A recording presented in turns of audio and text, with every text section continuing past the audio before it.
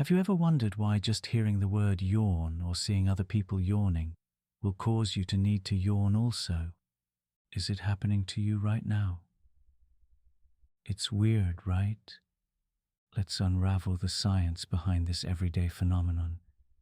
You're watching someone talk, maybe a friend, maybe a stranger on a screen. They pause mid-sentence. Their mouth opens wide. They inhale slowly and exhale with a soft sigh. They yawn. And even though you weren't tired a moment ago, something shifts inside you. Your jaw starts to feel heavy. Your eyelids dip. You try to resist, but your body doesn't ask for permission. You yawn too. It feels involuntary, like a reflex, but it also feels kind of contagious, because it is. Even thinking about yawning can make it happen. Hearing this, hearing the word, watching someone else do it. Somehow the idea gets under your skin. But why? Why does a yawn spread from one person to the next? Like a ripple, like a whisper, like a sigh your body echoes. Strangely enough, scientists don't fully know, but they've been trying to figure it out for a long time. And over the years, they've come up with some fascinating theories. First, let's talk about empathy. When we see someone yawn and then feel the urge ourselves, it might be our brain's way of saying, I understand you. I feel what you feel.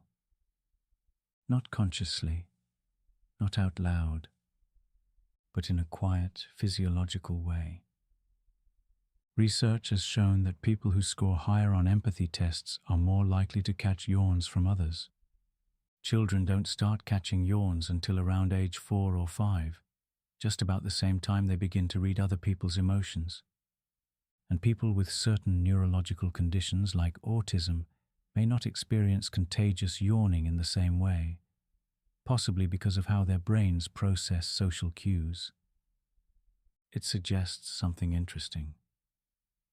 That contagious yawning isn't just about being tired. It might be emotional, relational, a tiny expression of social connection, passed from body to body, like your nervous system reaching out quietly to say, I'm with you. There's another idea too, one that's less about emotion and more about coordination. Imagine a group of early humans sitting together as the sun sets. They've eaten, worked, maybe told stories by a fire. One person yawns, then another, and before long, the whole group is slowing down together. Eyes closing, muscles relaxing, bodies preparing for rest. Some scientists believe contagious yawning might be a leftover from this kind of group behavior, a subtle way to keep a tribe in sync, to help people rest together, wake together, move together. This kind of synchronized yawning shows up in animals too. Wolves do it before hunts. Lions do it in groups. Even dogs yawn when their human companions do, and not just by coincidence. It happens more when the dog and the human are closely bonded. It's a little window into the way animals connect. And maybe a clue about how we connect too. And then there's the brain cooling theory, one of the newer ideas. It suggests that yawning helps regulate the temperature of your brain. When you yawn, you take in a slow, deep breath of cool air. You stretch your jaw, which increases blood flow. You shift the position of your head and neck. All of that may help lower the brain's internal temperature just slightly when it gets too warm. And what's interesting is that brain temperature is linked to alertness. So maybe yawning isn't about sleepiness so much as rebalancing, waking you up in a quiet kind of way. And if you see someone else yawn, your brain might respond automatically, not because you are too warm, but because the signal is strong enough to trigger the system anyway. That may be why yawns spread so easily. You don't need to see one in person. You can watch a video of someone yawning. You can hear a yawn from across the room. Even reading the word yawn can make it happen, like a spell or a suggestion your body can't quite ignore. And here's something even stranger. Contagious yawning doesn't work the same for everyone. It seems to taper off as people age. It's more common when you're close to the person yawning, and it's affected by attention. If you're distracted or emotionally distant, the effect weakens. But if you're tuned in, really paying attention, just a glimpse of someone's mouth stretching open can be enough to trigger the response. It's like your brain is always scanning for subtle social cues. And yawning is one of the oldest ones we have. It's a shared behavior stretching across species and centuries. And yet, so casual, so soft, so automatic, that most of the time we don't even notice it happening. But now you will. Because now you know that a yawn is more than just a sign of sleepiness. It might be empathy. It might be communication. It might be your brain's air conditioner kicking on. Or maybe it's just one of life's small, beautiful mysteries. A thing we all do without needing to explain why. A quiet gesture passed between strangers and friends, animals and humans, all throughout the world. So the next time someone near you yawns, and you feel that little twitch begin behind your jaw, don't fight it. Let it happen. And when you yawn, somewhere someone else might be yawning too. You've probably seen it before. A telephone wire stretched across a wide sky, thin, silent, ordinary, and perched along it, spaced out like musical notes on a staff, a row of birds, sometimes one, sometimes 5, sometimes dozens, tiny silhouettes resting on what we all know is a live electrical wire, a wire that could knock a person unconscious, or worse. And yet the birds, they sit there, peacefully, calm, balanced, completely unharmed. It almost feels like a trick, a paradox maybe. So let's slow down and unravel this soft little puzzle. Why don't birds get shocked on power lines? And how do they do something so casually that would be dangerous for almost any other creature? Let's begin with something simple but strange. Electricity is kind of picky. It doesn't just jump into anything nearby.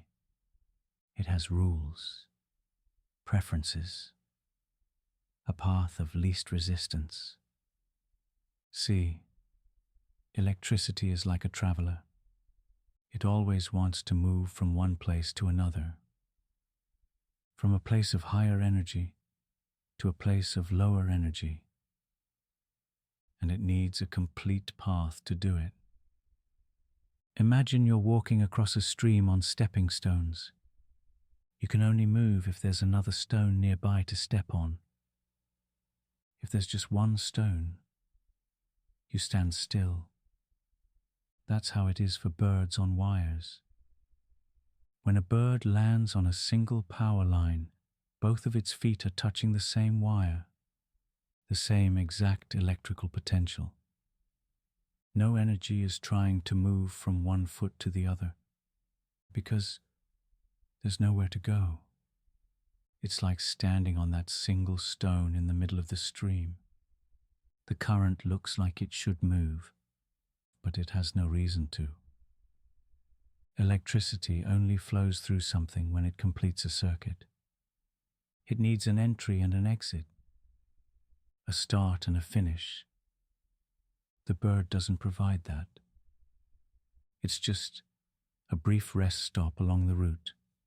The current passes right by, deep within the wire beneath its feet, and never enters the bird at all. But humans, we're different. If a person touches a power line while standing on the ground, they suddenly do create a path. One hand on the high voltage wire, feet on the ground. Now the electricity sees a way out, a start and a finish, and it takes that path, fast and forcefully through the body. That's why electrical workers wear thick rubber gloves and stand on insulated platforms. They're breaking the path, removing the exit, so electricity stays inside the wire where it belongs. But birds don't need gloves or boots, because they're not trying to touch anything else. They're just sitting. But here's where it gets interesting. Birds can get shocked on power lines under the right conditions. It doesn't happen often, but it can. Imagine a pigeon with wings spread wide, or a large bird like a hawk. If one wing or foot touches a second wire, especially one with a different voltage, that's when trouble begins. Suddenly there's a path, from one wire through the bird into the other. And just like that, electricity takes the shortcut. And birds don't always survive that. The same goes for when birds touch a grounded structure at the same time as the wire, like a metal pole or a transformer box. So even for them, the danger is real. But only when they create a bridge between two places. As long as they keep to one wire, they're fine, balanced, safe, untouched. And maybe now, when you see them, those calm, feathered silhouettes, you'll understand the invisible rules they're following. But let's take a step further back. Isn't it strange how much of modern life happens through these lines? High above our heads, or buried beneath our feet. Invisible rivers of power, surging through cables, lighting up homes and cities. And yet, we hardly notice them. We live surrounded by energy that we can't see, can't feel, until it decides to show itself. And the birds, they perch right on top of it, comfortable, unaware, or maybe just perfectly adapted. Some scientists believe birds choose power lines not just for convenience, but because they're warm. The current running through them creates a faint heat, enough to attract birds on cold days, like sunbathing on a metal branch. Others note that the height of power lines keeps birds safe from predators. They're exposed, yes, but they can see everything. It's a vantage point, not just a resting place. And if you've ever watched them closely, you might notice how they space themselves out. Evenly, carefully. Each bird keeps a little distance from the next. It's not a random cluster. It's a quiet kind of order. Maybe that's just instinct, or maybe they know something we don't. There's something poetic about it. A tiny creature light enough to rest on a wire buzzing with thousands of volts, protected only by its simplicity. Its lightness, its perfect contact with just one path. Electricity, in that moment, chooses not to touch it, not because it's kind, but because the rules of the universe don't require it to. And so the bird sits, quietly, weightless, safe, and we walk below in houses powered by that same current, connected to machines and lights and networks, and rarely stop to ask, why? Why does it work like this? Why is it dangerous for us, but harmless for them? Why do they balance so easily on lines that would fry us if we reached out? There's no magic in it, no miracle, just physics, invisible laws, and one small creature that, perhaps unknowingly, obeys them with perfect grace. So the next time you look up and see a sparrow on a wire, or a pigeon watching the world pass beneath its feet, remember what's really happening. Thousands of volts humming just beneath it. An invisible power it never touches, because it never tries to take more than one step. Sometimes the safest thing you can do is stay exactly where you are. No more, no less. Just 1 foot in and nothing else, and the current will pass you by. You stand at the edge of the shore. The breeze is light. The waves are steady, and before you, the ocean stretches into forever. Blue, deep, endless blue, shifting in color as the light changes, sometimes navy, sometimes turquoise. A living mirror that breathes and moves, and yet, sometimes, it's not blue at all. Sometimes it's green, or grey, even brownish near the shore. And so you wonder, quietly maybe, why is the ocean blue? And why doesn't it always stay that way? Ride the waves and drift gently into the layers of this question.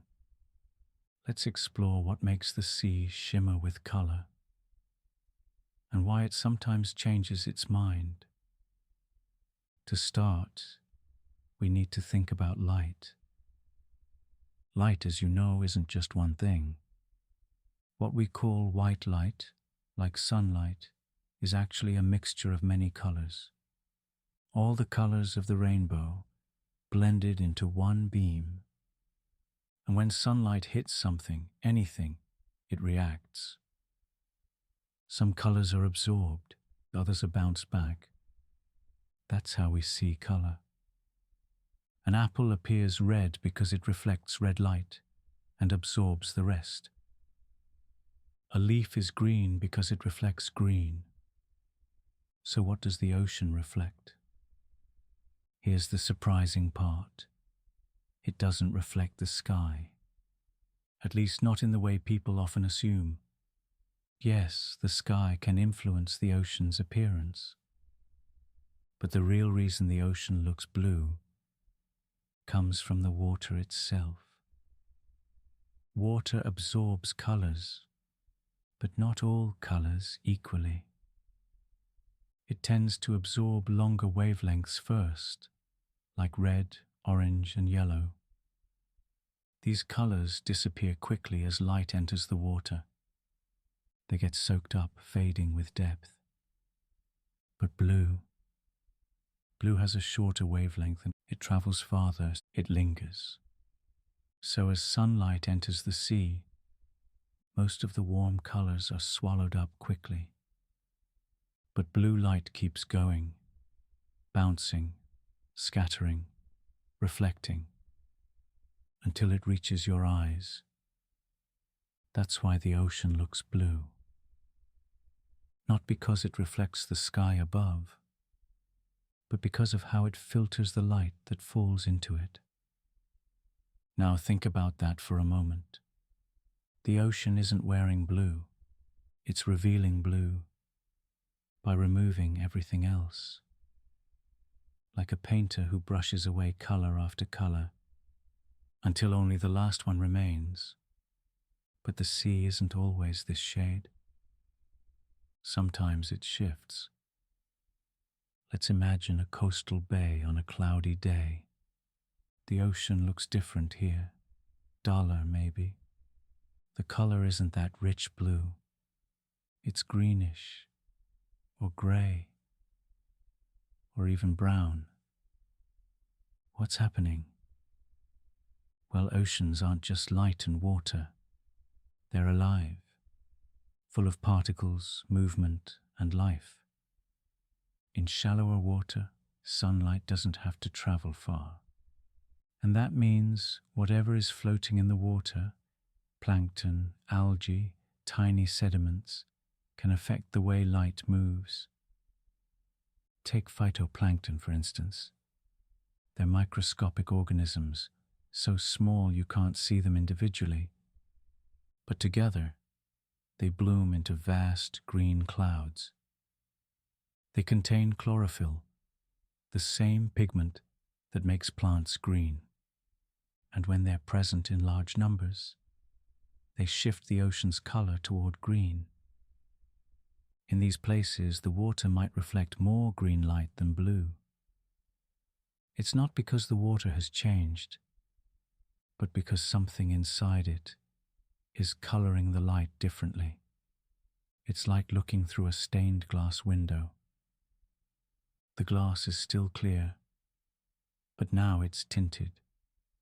In other places, especially near the shore, you'll find sand, silt, or mud suspended in the water. These particles scatter light in complex ways, making the water look cloudy, brown, or grey. Storms can churn all of this up, pulling debris from the ocean floor and spreading it near the surface. Suddenly the sea looks darker, rougher, less like a clear blue dream and more like something heavy, restless, even angry. And yet, it's still the same ocean, still made of the same molecules, only the details have changed. Sometimes, the sky does play a part. On bright sunny days, a calm ocean can act like a mirror, picking up hints of blue from above. On overcast days, the ocean might look steel grey, partly because of the clouds, and partly because there's simply less light to work with. The ocean is a giant canvas, and the sun is its brush. The wind, the weather, the living things within, all of them are painters too. And what you see from the shore is never just one story. But let's pull back even more. What is it about the color blue anyway? Why does it feel so deep, so calm, so mysterious? Psychologists often associate blue with tranquility, introspection, even sadness. It's a color we use to describe emotion, feeling blue, blue moods, a case of the blues. But it's also the color of openness, of air, of water, of distance. It's the color of the unknown, the unreachable. Maybe that's why the ocean affects us the way it does. Its color stirs something ancient. It reminds us that we are small, and the world is vast, and light traveling through water can reveal beauty by what it hides. You see, blue isn't the color the ocean gives. It's the color it leaves behind. Everything else disappears. And somehow in that absence, something beautiful appears.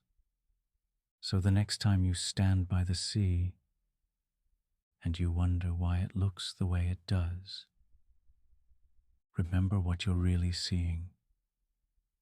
You're seeing light on a journey. You're seeing molecules absorbing, reflecting, and bending color. You're seeing life, tiny, invisible life, changing the story of sunlight. And you're seeing something honest. The ocean doesn't try to impress us. It just is. Sometimes blue, sometimes green, sometimes grey and endless and soft, sometimes almost colorless, but always moving, always changing, always deep.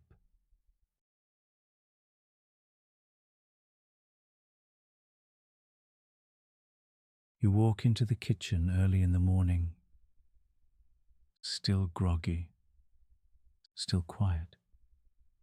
You glance at the toaster and pause. For just a second, it looks like it's smiling at you. Two round knobs like eyes, a slot that curves just slightly, like a crooked little grin. It's just a toaster. You know that. But for that moment, your brain told a different story. You saw a face, and not just any face, one that seemed oddly expressive, a little mischievous, a little friendly. But why? Why do we see faces in things that aren't alive? Why do clouds look like animals, and plugs look like surprised cartoon characters, and shadows on the walls suddenly seem to watch us when the room gets quiet? Let's explore this strange little glitch, this odd, comforting, and sometimes eerie habit of the human brain. This experience has a name. It's called pareidolia. Pareidolia is when we perceive a familiar pattern, especially a face, in random or unrelated things. It could be the front of a car, a knot in a tree, the burned edge of a piece of toast. Sometimes it's a pattern in wood grain, or a shape in peeling paint, or a stain on a sidewalk. Our brains are remarkably good at spotting faces. So good, in fact, that they'll see them, even when they're not there. To understand why, we need to go back, way back.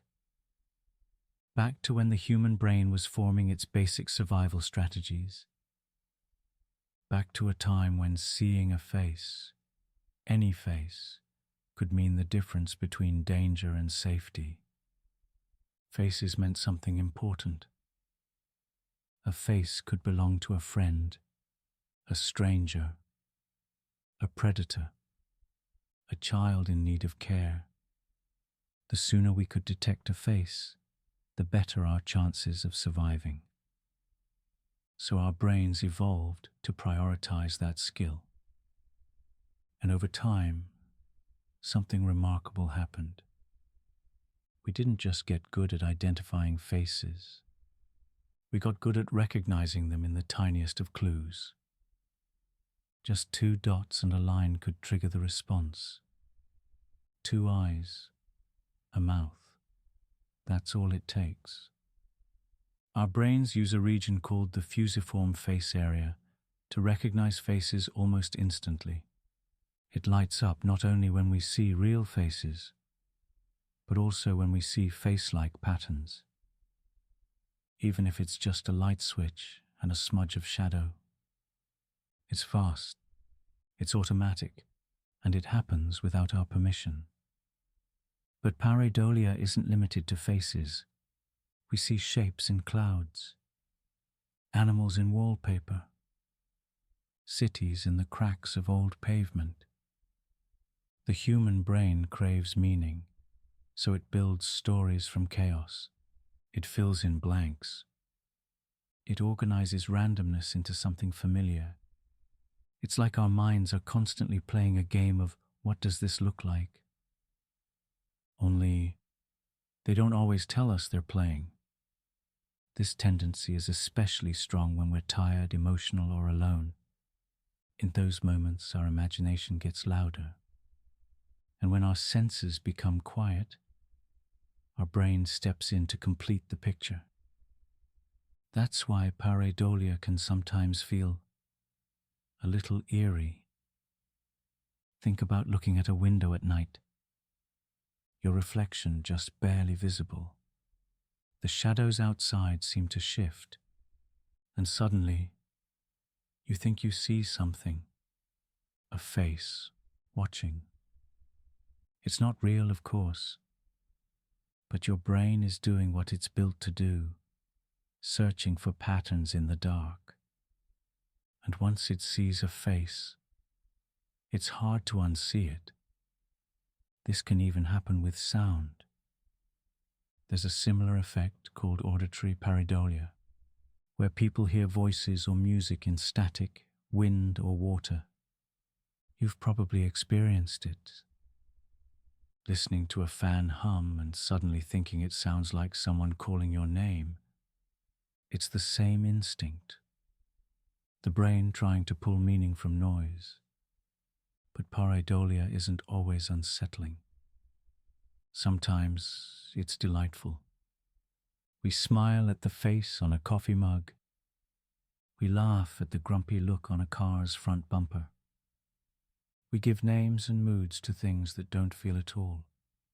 It's a gentle kind of projection, a way we bring the world to life with our own reflections. It's also why we see faces in constellations, animals in star patterns, faces on the surface of the moon. It's the same pattern-seeking mind that once told stories about gods and spirits. Living in the natural world, we looked at rocks, trees, fire, and imagined they looked back.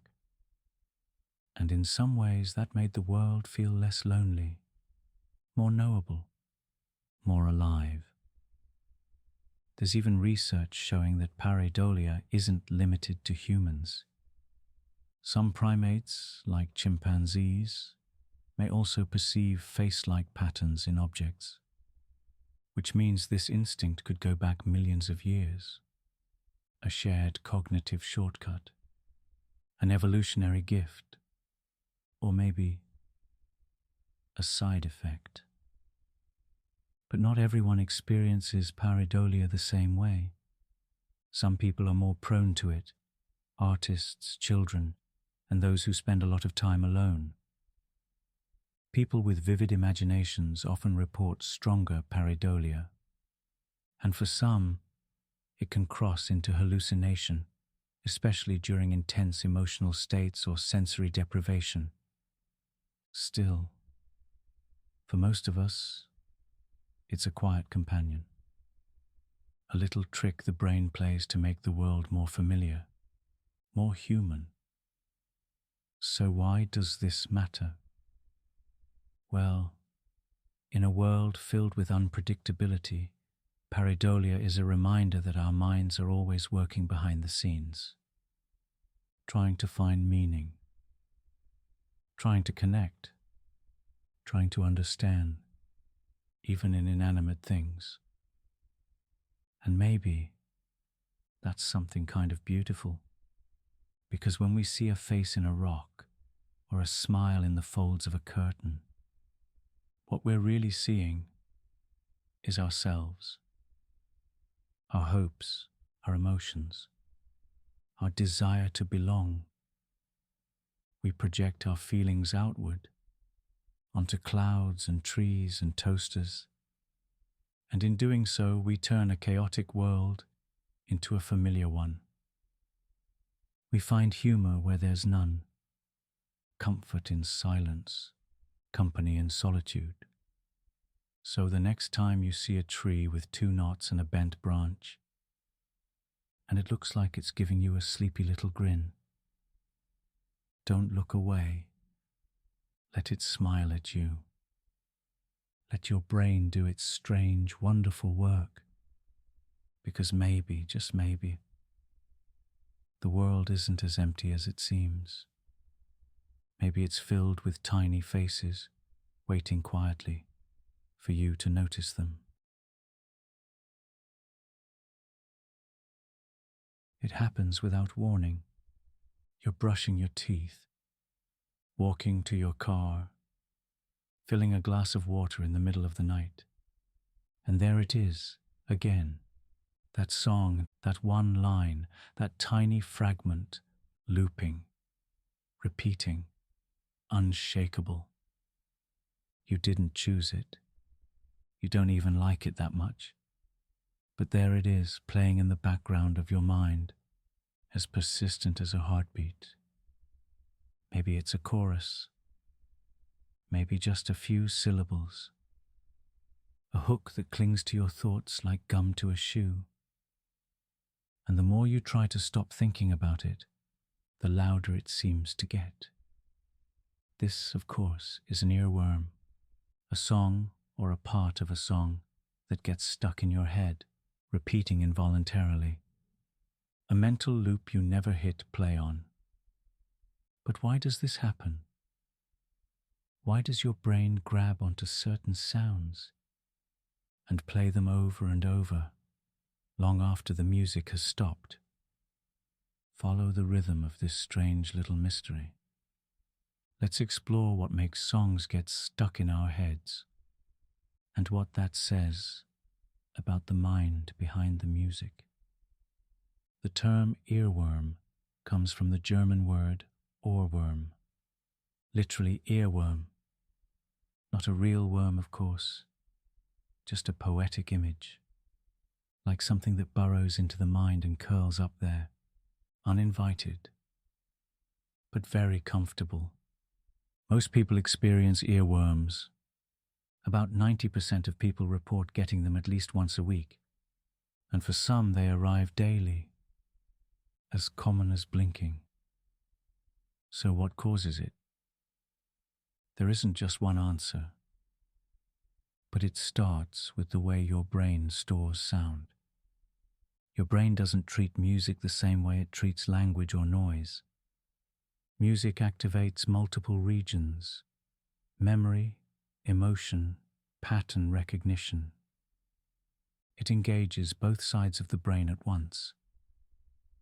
And it doesn't just record what you heard, but how it felt. When a song is catchy, really catchy, your brain tends to latch onto its patterns, especially if it has certain traits: simple melody, repetition, a rhythmic beat, emotional familiarity. These are the ingredients of an effective earworm. The song becomes easy to remember, and because the brain loves patterns, it loops them, even when there's no sound. It's like an open circuit that never quite shuts off. You might not remember what you had for breakfast, but that commercial jingle from 3rd grade, your brain held on to that. Why? Because music, especially repetitive music, takes advantage of your brain's habit of closure. It doesn't like unfinished thoughts. So when you hear part of a song, just a snippet, a chorus without a verse, your mind tries to complete it. But if it can't, it loops what it does know, over and over. It's called a Zeigarnik effect, the tendency to remember unfinished tasks more than completed ones. Your brain treats that dangling melody like a puzzle that hasn't been solved, even if there's nothing to solve. Just a loop, just sound. This is why earworms are so hard to silence, because they don't require your permission. They operate just below awareness dash, in that soft space between memory and noise. And the more you try to push them away, the more power they seem to gain. But there's something more personal about this too. Earworms don't always follow logic. Sometimes they're songs you've only heard once. Sometimes they're songs you haven't heard in years. And yet, they resurface, as if waiting. Some researchers believe earworms act like a kind of mental screensaver. When your brain isn't busy, when you're doing routine tasks, it looks for something to do. And music fills that gap. It's familiar, structured, comforting, in a strange way. But it's not always pleasant. Some earworms are annoying. Some feel almost aggressive, looping so insistently that it becomes distracting. Like your brain is playing DJ, but it won't take requests. There's even a term for extreme cases: stuck song syndrome, where the loop becomes almost obsessive. It's rare, but it shows just how deep this pattern can dig. Still, for most of us, earworms are just part of life. Little musical hiccups, harmless, even funny. They might reflect your mood, your nostalgia, your emotional state in that moment.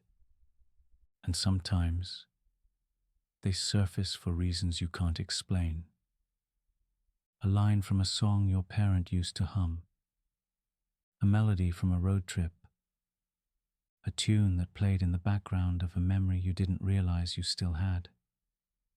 Music is stored emotionally, so when it resurfaces, it's not just sound, it's a feeling. Even a 3-second clip can bring back whole moments. And that's kind of beautiful, isn't it? That a single looping line can become a portal, a soundtrack to a memory, even when you weren't asking for one. But how do you stop an earworm? There are a few tricks. Some people say chewing gum helps, keeping your mouth and rhythm system busy. Others suggest listening to the song in full, giving the brain closure. You can also try switching to a cure tune, a different melody that reliably replaces the one that's stuck. But most of the time, you just wait. Let the song rise and fade and go, because eventually it always does, and a new one takes its place. Our brains are jukeboxes we don't fully control, playing fragments of emotion and pattern, memory and rhythm, in a loop that only we can hear. But maybe that's part of what makes us human. We don't just remember words. We remember how they sounded. We don't just remember moments. We remember the music that played during them. So the next time a song gets stuck in your head, and it loops again and again and again, don't fight it too hard. Let it play. Let it echo softly. Let it carry you. Because even in repetition, there's a kind of peace. You're standing in front of a mirror, still, quiet, looking at yourself, and everything looks normal. Your eyes, your mouth, the way your clothes fall on your shoulders. But then, you raise your right hand, and your reflection raises its left.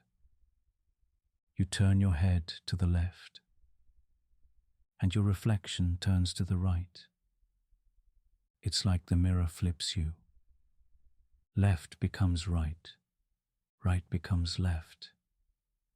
And yet, strangely, when you nod your head up, the reflection nods up too. You tilt your head down, and the reflection tilts down. So, why does the mirror reverse left and right, but not up and down? It's a question almost everyone has wondered, at least once. And the answer is more philosophical than it first appears. Reflect slowly on this quiet illusion. Let's explore how mirrors work and why they bend our perception in such a strange and specific way. Let's begin with something simple. Mirrors don't actually flip anything. They don't rotate your image. They don't make a decision about left or right or up or down. All a mirror really does is reverse front and back. It reflects light directly back along the path it came from. Imagine a point of light bouncing off your nose, hitting the mirror, and returning to your eyes. That's all that's happening. Light comes in, light bounces back. The left side of your body still appears on the left side of the mirror. The right side is still on the right. Your head is still up. Your feet are still down. So why does it feel reversed? Here's where it gets interesting. The mirror doesn't flip left and right. You do. It's your brain, your internal map of the world, that interprets the mirror image as reversed. Think about this. When you turn to face someone else, you rotate around your vertical axis. If someone raises their right hand, you raise your left to mirror them, because now you're facing the opposite direction. We've trained our brains to associate face-to-face with mirroring. Left becomes right, right becomes left. So when we look into a mirror, our brain subconsciously interprets it the same way. It expects a person facing us, and it applies the same rules. Even though the mirror hasn't turned anything, we're the ones doing the mental rotation. In truth, what the mirror is showing you is not someone else. It's you, unflipped, unmoved, but seen as if you're standing behind the glass, facing back toward yourself. If you held up a clear sheet of glass with writing on it and walked around to the back side, you'd see the letters reversed. But the mirror doesn't rotate your body like that. It just swaps front and back. The image looks reversed because we interpret it through human habits. Social, emotional, and spatial. And as for up and down, we don't typically rotate ourselves head over heels to face someone. That axis, top to bottom, isn't one we intuitively flip in daily life. When we look at someone upside down, we know they're upside down. We don't instinctively mirror them vertically. So up stays up, down stays down, because we don't apply the same brain logic to that axis. It's not about the mirror choosing to flip left and right. It's about how we process symmetry and how deeply ingrained that mental model is. Let's play with a thought experiment. Imagine you write the word hello on a sheet of paper and hold it up to a mirror. Now it looks backward. The H and E have switched sides. The L's lean the wrong way. The O is, well, still an O. But why does the word flip?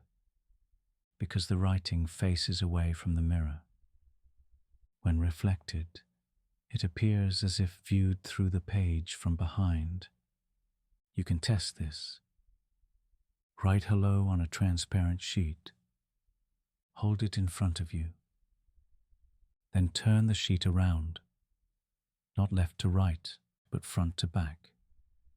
Now you see what the mirror sees. The mirror hasn't flipped the word. It's just reversed its depth. Your eyes and your brain interpret that reversal as a left-right change. But again, it's only because of your frame of reference. There's something quietly profound in this. A mirror shows us what we can't normally see. ourselves from the front, but it's not how others see us, and it's not even how we imagine ourselves. It's a reversed truth, familiar but off. This might be why many people dislike photos of themselves, because the mirror image we're used to is not what the camera captures. We grow attached to our reversed reflection. It becomes the version of ourselves we recognize most intimately. So when we see a true photograph, it feels wrong, asymmetrical, unbalanced. But really, it's just unfamiliar. Mirrors don't lie, but they do reveal strange truths. They reflect without judgment, without transformation. They give back what is given, but flipped along the one axis we never expect. Front and back, in and out, not left, not right, not even up or down. Just depth, just a reversal of space. And yet our minds, always searching for patterns, translate that into something else. So the next time you stand before a mirror and watch yourself raise one hand and see your reflection raise the other, pause for a moment. Notice that nothing has really flipped, that you're seeing yourself as if from inside the glass, that it's your mind, not the mirror, that's performing the rotation. And maybe you'll smile just a little at the trick your brain is playing. Because sometimes the most familiar things, like your own reflection, are just illusions we've agreed to believe. And the mirror, it's not reversing anything. It's just showing you what's already there, from a different direction. You close your eyes and spin in place, once, twice, a dozen times. Faster now. Your arms float outward. The floor tilts slightly beneath your feet. You stop, but your world doesn't. Even though you're standing still, the room begins to move. The ceiling slides sideways. Your balance slips. You sway without meaning to. Your body feels like it's still turning, even though it isn't. And you wonder, why does spinning make you dizzy? What's happening inside your head that turns a simple rotation into a full body illusion? Why can your mind lose track of what your body is actually doing? It all begins deep inside your ears, more specifically, just behind them, inside your skull. Within the bones of your inner ear is something small and strange. A hidden balance system, and it's called the vestibular system, and it acts like your own internal gyroscope. Inside this system are 3 tiny curved canals looping in 3 directions, one for each axis of movement, up and down, side to side, and forward to back. Each canal is filled with fluid, and suspended within the fluid are delicate sensors, tiny hair-like structures that respond to motion.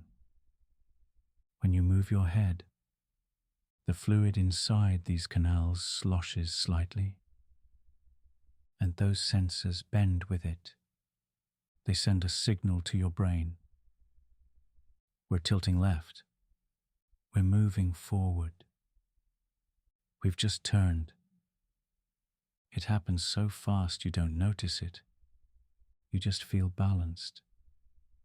But when you spin in a circle, everything changes. The fluid in those canals doesn't move all at once. It lags behind slightly, because of inertia. But as you keep spinning, the fluid catches up and then keeps moving, even after you stop. So when your feet are still, but the fluid is still spinning, your brain gets confused. It receives two messages at once. Your eyes say, "We've stopped," but your ears say, "We're still turning." This mismatch creates the sensation of dizziness. Your brain doesn't like contradictions, and when it gets conflicting data from your senses, it sometimes fills in the gaps with motion that isn't really happening. That's the dizzy feeling, the drifting, the spiraling, the sudden softness under your knees. And it doesn't just happen when you spin yourself. It can happen on boats, in cars, on roller coasters, or even after looking at something moving in circles for a long time. Your body relies on a constant balance of input, from your ears to your eyes, your joints, and even the pressure on the soles of your feet. When that balance is disturbed, your sense of position becomes unreliable.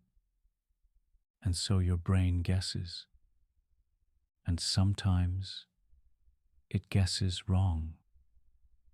Dizziness is one of the few sensations that makes you feel like you're floating and falling and standing still, all at the same time. It's disorienting, but also kind of fascinating, because what you're feeling isn't just physical, it's perceptual. It's your brain trying to reassemble the world, based on a rhythm that no longer matches reality. Even though your body has stopped, the echo of movement lingers inside you. You're not moving, but you feel like you are. That feeling can last seconds or minutes, depending on how fast and how long you spun. Children do it on purpose, laughing as they fall sideways. Adults tend to avoid it, not because they're afraid, but because the recovery feels harder. The balance takes longer to return, but dizziness isn't always caused by spinning. It can also come from illness, dehydration, anxiety, or even standing up too quickly. What we call dizzy can actually describe several different things: lightheadedness, vertigo, imbalance, that are all slightly different, but they all stem from the same basic issue. Something is off in the system that tells you where you are in space. And when that system falters, you feel unmoored. Some people experience dizziness as a symptom of inner ear conditions, like Meniere's disease or vestibular migraines. Others feel it when flying or looking down from great heights. It's a reminder of how much we rely on orientation, on stillness, on gravity. But dizziness also reveals something beautiful: how tuned in your body really is, how sensitive it is to motion, even when that motion is invisible, even when the only thing spinning is fluid inside a hidden canal in your skull. That tiny slosh, that barely there ripple, is enough to change your whole world for a moment. And eventually it settles. The fluid stills. The hair cells stop sending motion signals. Your brain recalibrates, and you feel grounded again. Still. You may not even notice the exact moment the dizziness disappears, only that the world becomes trustworthy again. Level. Predictable. It's a quiet kind of recovery. Your body returning to center. And maybe the next time you feel dizzy, after spinning or swinging or watching something whirl across the sky. You'll remember what's happening, that you're not broken, not lost, just momentarily untethered, because your brain is built to believe your body, and your body is still catching up. Eventually, they meet in the middle, and everything stops spinning. At least, on the outside. Inside, there's still the memory of motion, a soft echo, a reminder that your balance depends on more than just your feet on the ground. It depends on invisible rhythms and tiny waves, and the remarkable work of something you can't even feel most of the time, until you spin, and then, just for a moment, you remember what it's like to lose your place in space and to gently find your way back. You were there, alive, breathing, your heart beating, your eyes blinking at the shapes of the world. People held you, spoke to you, sang lullabies in quiet rooms. You cried and someone came. You laughed and someone smiled. You were a person, but you don't remember any of it. No clear pictures, no words, no scenes. Nothing. It's as if the first few years of your life happened to someone else. A ghost version of you. Someone you've heard about, but never met. And so the question lingers quietly in the back of your mind. Why can't you remember being a baby? Why does your life seem to begin somewhere in the middle?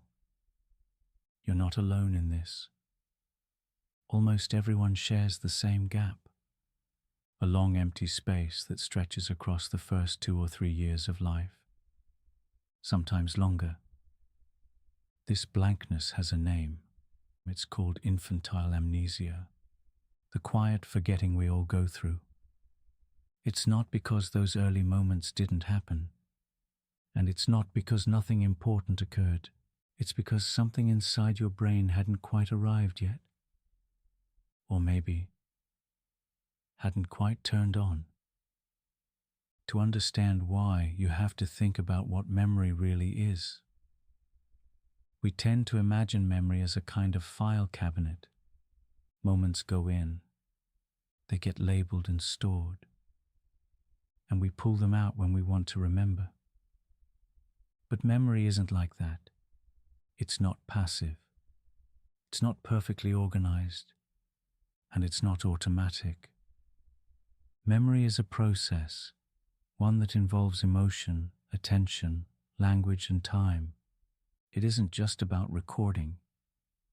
It's about interpretation. And in those early years of life, your brain is still learning how to do all of that. One of the key players in memory is a part of your brain called the hippocampus. It's shaped like a tiny seahorse, buried deep within your brain's temporal lobe.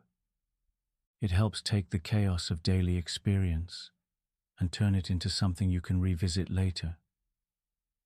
But in infancy, the hippocampus is still developing. The connections that make long-term memory possible are fragile, incomplete, and changing rapidly. So even though you were taking in the world, your brain didn't yet know how to make sense of it in a way you could retrieve. Think of it like trying to write in a notebook. Before the pages are dry, the ink doesn't stick. The words dissolve. Some information from those years does stay with you, just not in the form of memories. You learn to walk, to recognize faces, to feel comfort in a familiar voice, to respond to your name, to know the difference between hunger and fullness, between a smile and a frown. These are implicit memories, memories that are stored without conscious awareness. They shape how you feel, how you respond, how you connect. They're still there deep in your nervous system, but they don't come with pictures or sentences or stories. For those, your brain needs language, and as an infant, you didn't have it yet. Language doesn't just help us communicate, it helps us frame memory. It gives us a structure, subject, action, meaning. Without words, your experiences were real, but harder to pin down, harder to turn into something you could revisit. This is why most people's earliest clear memories don't appear until around age 3 or 4.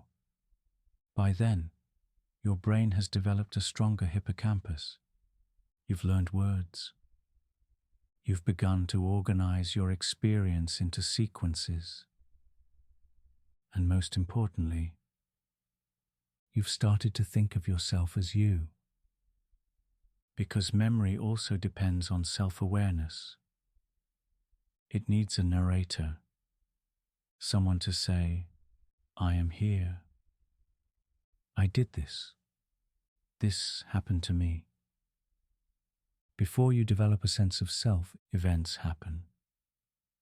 But they're not happening to anyone in particular. They're like unclaimed footage, clips without a character. Only later, when the idea of me becomes solid, does the brain begin to write a continuous story. That's when memory starts to take shape, not as snapshots, but as chapters. Even then, memory is fragile. Our early recollections are often fuzzy, reconstructed or influenced by what others have told us. A photo, a story your parents repeated, a scent from a specific time of year. These things can become attached to memory, even if the memory wasn't there to begin with. We stitch things together. We build memory backward. And sometimes we fill in the blanks with imagination. But the absence of memory isn't the same as the absence of experience. Those early years, though forgotten, are foundational. They shaped your emotional world. They taught your nervous system how to respond to stress, safety, and love. They set patterns that still echo through your life, even if you can't see where they began.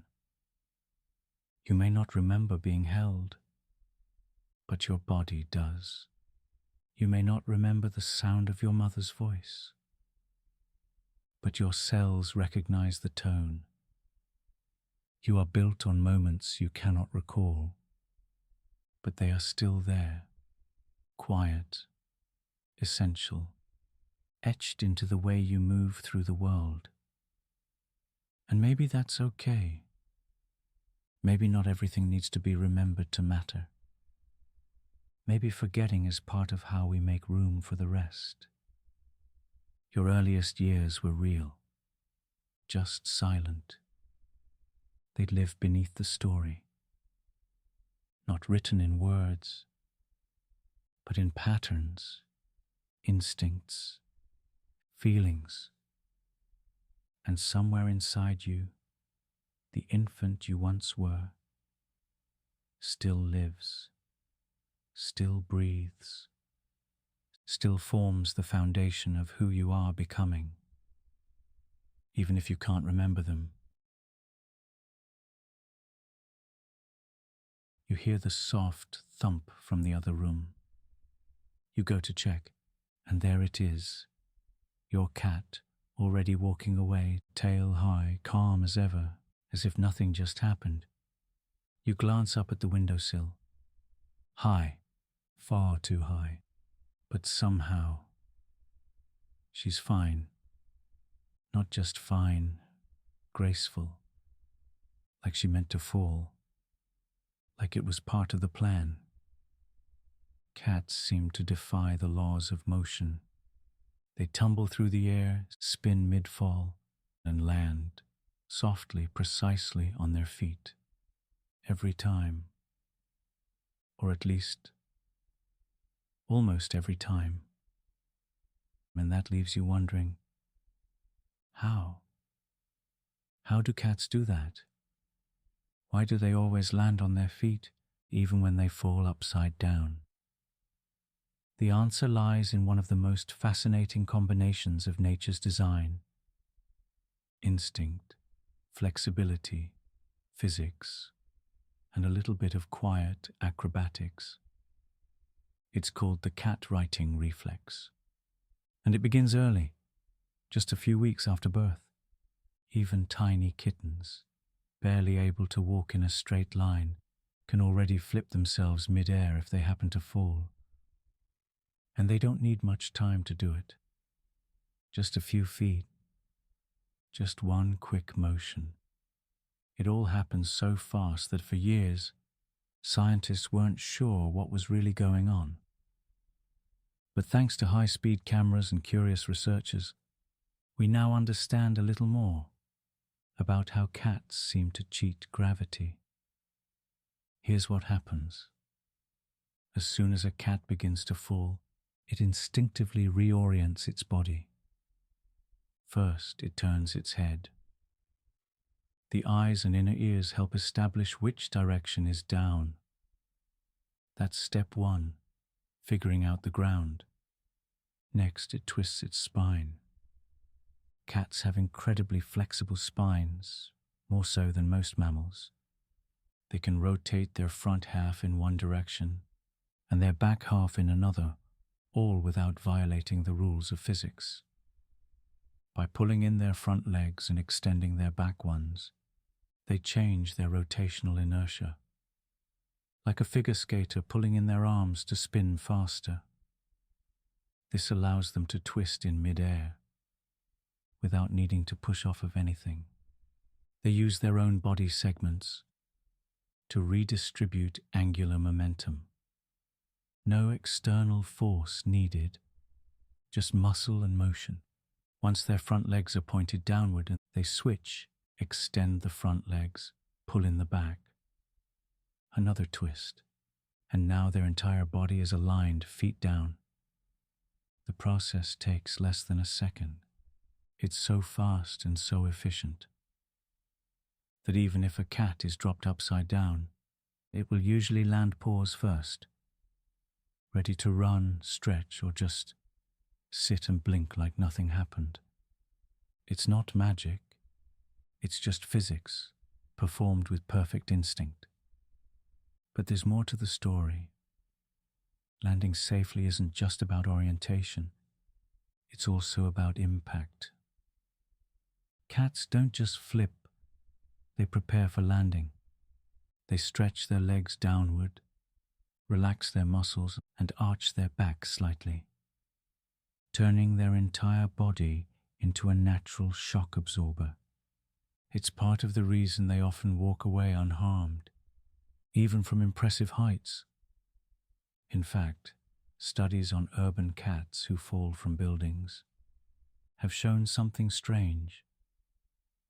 Cats who fall from higher floors sometimes suffer fewer injuries than cats who fall from lower ones. Why? Because after a certain distance, they reach terminal velocity, the maximum speed they'll fall. Once they hit that speed, they stop accelerating, they stop bracing, and they relax. Their bodies spread out, their limbs open like a parachute, and they float just slightly more than they drop. It's a moment of surrender, and it helps. Now, this doesn't mean cats are invincible. They can still get hurt. They can misjudge, get caught mid-fall, or hit something on the way down. But the writing reflex, it gives them an edge. A quiet, practiced trick built into their biology. And maybe that's part of what makes them so mesmerizing. Cats seem to move with purpose, even in chaos. Where other creatures might flail, they glide, they twist, they adapt, they don't panic, they reorient, and somehow they make it look effortless.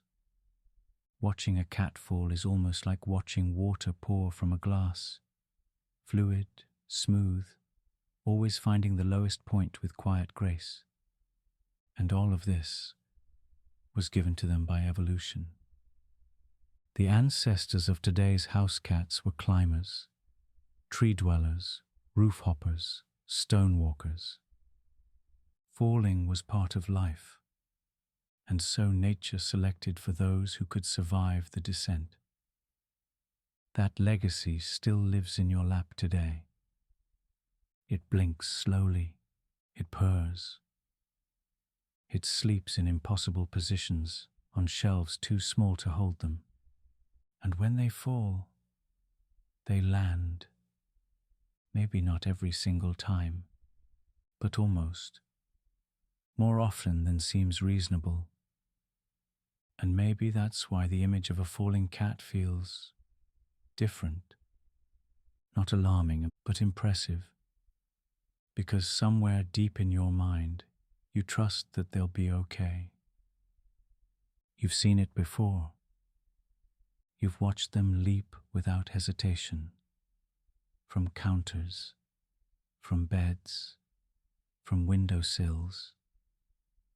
You've seen the mid-air correction, the silent twist, the careful landing. It's instinct, it's art, it's anatomy, and it's just a little bit mysterious because sometimes what feels like magic is simply nature being clever. So the next time your cat jumps onto something too high or walks along a ledge far too narrow, try not to worry too much. Their body knows what to do. It's been practicing for generations, and if they fall, chances are they'll land on their feet, just like they always do. You're soaking in warm water, a bath, a swim, a long shower. Time passes slowly. You glance down, and there they are, your fingers, wrinkled, like tiny soft prunes. The pads of your fingertips have transformed. The once smooth skin now lined with gentle grooves and folds. It looks like aging, but temporary, a vanishing kind of weathering. And maybe you've asked the question, why does this happen? Why do our fingers wrinkle when we spend time in water? For a long time, the answer seemed simple. Water makes skin swell. Just a passive response, nothing more. But that explanation, it's not quite right. It turns out, this isn't just your skin absorbing water like a sponge. It's not even really about your skin at all. It's about your nervous system. A quiet, involuntary reflex. A built-in feature your body activates on purpose. Let's slow it down and look more closely. Your skin is waterproof, at least mostly. The outermost layer, the stratum corneum, is made of tough, flattened cells that protect the body and lock in moisture. But spend enough time in water and something starts to shift, not just on the surface, but underneath it. Within a few minutes of being submerged, nerves signal blood vessels in your fingertips to constrict. This tightening pulls the skin inward, creating valleys and ridges. The wrinkles aren't caused by water soaking into the skin, but by your body actively adjusting. It's a controlled reaction, a biological decision. But why? Why would your body want wrinkled fingers? The answer may lie in something beautifully practical: grip. Studies suggest that wrinkled fingers help improve traction on wet surfaces. Just like the tread on a tire or the grooves in the sole of a shoe, those little folds create better contact with slick surfaces. They channel water away. They create friction. In evolutionary terms, this might have been useful when gathering wet plants, climbing slick rocks, or moving through damp environments. It's possible that this strange little reflex was once a survival advantage. You slip less, you grip more, you hold tighter. And here's something even more surprising. The effect doesn't happen in people with certain kinds of nerve damage. If the nerves to the fingers are cut or impaired, the wrinkling doesn't occur, which means this isn't a surface-level process. It's neurologically driven. Your brain has to be involved. That simple bath time texture, it's not an accident. It's a signal, but only in specific places. You may notice it's mostly your fingers and toes that wrinkle. Why not your arms? Your back? Your legs? Because those parts aren't used for gripping. The body doesn't need better traction there. The reflex is targeted, limited to the parts of you most likely to hold, climb, and balance. Even the shape of the wrinkles isn't random. They tend to form patterns that match the flow of water. Curved lines, swirling slightly, following the natural architecture of the finger. It's elegant, efficient, a quiet adaptation designed for usefulness, not beauty. And then when you dry off, the wrinkles slowly fade. The blood vessels relax, the skin smooths out, and everything returns to normal until the next time you're in the water. But even though this reflex has a purpose, we still don't know exactly how it evolved. Some researchers think it may be ancient, a trait passed down through generations of early humans. Others think it's more modern, a small evolutionary side effect that proved helpful enough to stick around. It might even be a compromise, a quirk that emerged for another reason, but found its niche helping with grip. And here's another layer of wonder. The wrinkles don't make your grip better on dry objects, only wet ones. That suggests a certain kind of precision in the design. The effect isn't universal. It's specific. Your body knows the difference. So the next time you see your fingers wrinkle in water, remember what's really happening. It's not just a trick of the skin.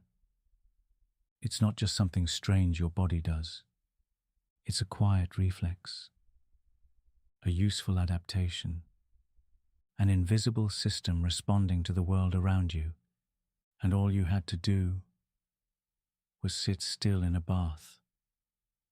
There's something almost poetic in that. The idea that your body is making adjustments you didn't ask for, in preparation for tasks you're not even planning to do. Just in case, just because it can. Your fingers wrinkle not because you are aging, but because your body is trying to help. In a world full of noise and complexity, that small, soft signal feels like a kind of whisper. You're not slipping. You're adapting. You're not falling. You're finding traction. So look down at those pruned fingertips and take a quiet breath. Because even in the smallest, most unnoticeable places, your body is paying attention.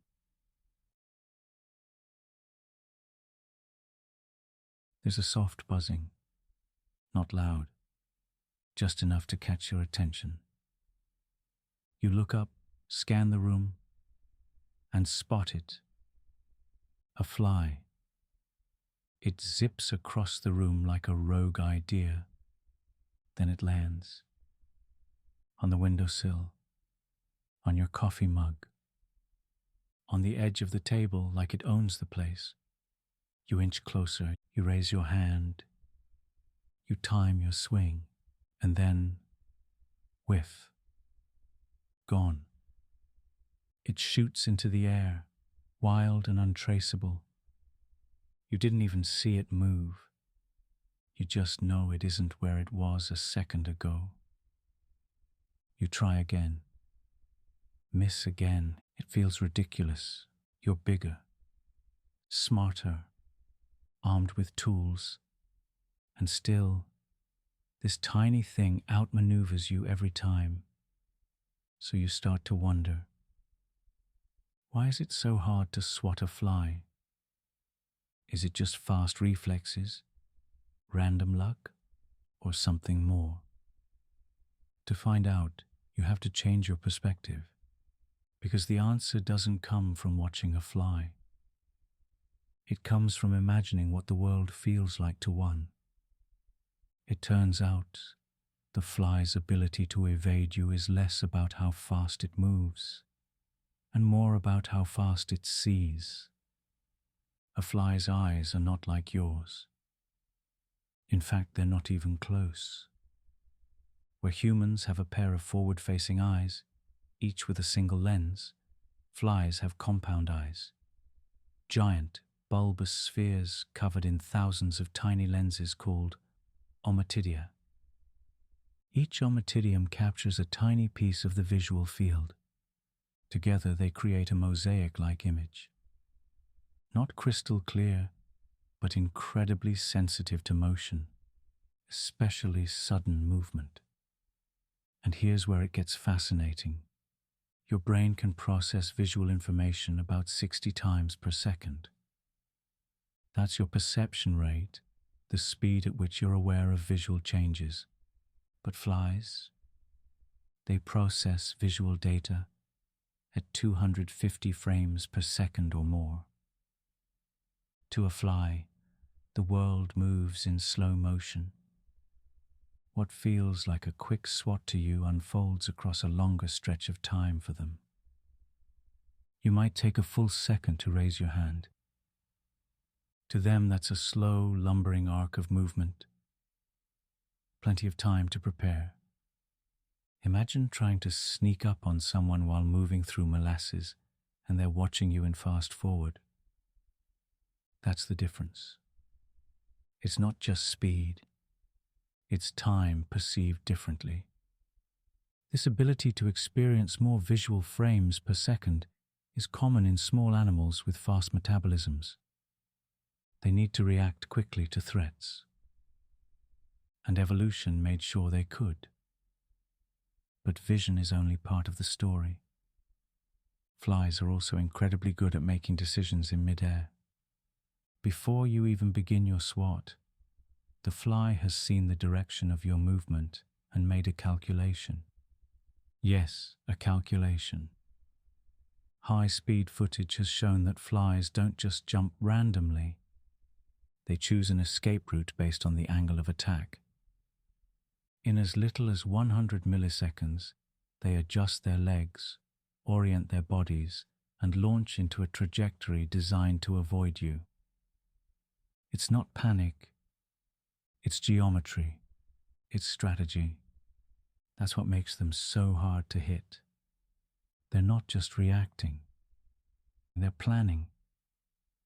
And the way they fly makes them even harder to predict. Unlike birds or butterflies, flies don't glide. They don't coast gently. They buzz. They dart. They twitch through the air like living pinballs. They flap their wings hundreds of times per second, but their true secret lies in their halters.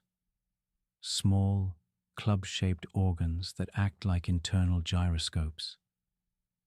The halteres vibrate opposite the wings, sending constant data to the fly's brain about its position and orientation. This allows for rapid, stable turns, as fast as 90 degrees in a single wing beat. Imagine trying to hit something that can change direction 10 times before your hand even moves. That's what you're dealing with. And just when you think you've got a good shot, there's one more thing working against you. Air pressure. When you swing your hand toward a fly, you're not just moving through space. You're moving air, and lots of it. That sudden rush creates a pressure wave. To a fly, that's like an early warning alarm. They feel it before your hand ever arrives, and they're gone before impact. Even if your aim is perfect, you've already tipped them off. This is why fly swatters have holes in them. They let air pass through, reducing the pressure wave, giving you a better shot at surprise. It's not a flaw in your reflexes. It's not a lack of effort. It's biology and physics and evolution, working together in one tiny, annoying, brilliant little creature. But even all of this still doesn't guarantee a clean getaway. Flies can be caught. They do make mistakes. But the odds are usually in their favor. And here's something strange. Not all flies are equally evasive. Some species are clumsier, slower, less precise. But the common housefly, the one buzzing in your kitchen, is among the best. It's the result of thousands of generations of dodging, darting, outliving. It's not just good at surviving, it's built for it. So the next time you try to swat one and miss, remember what's really happening. You're not just missing a bug. You're colliding with a completely different experience of reality, one that processes time more quickly, sees motion more clearly, and moves through space with an elegance you can't quite match. And maybe there's a kind of quiet respect in that. Not for the fly itself, but for the strange, beautiful systems that let something so small be so successful. You might still try again. But even if you miss, again, know that you're playing a game with a very old opponent, and they've had a lot more practice.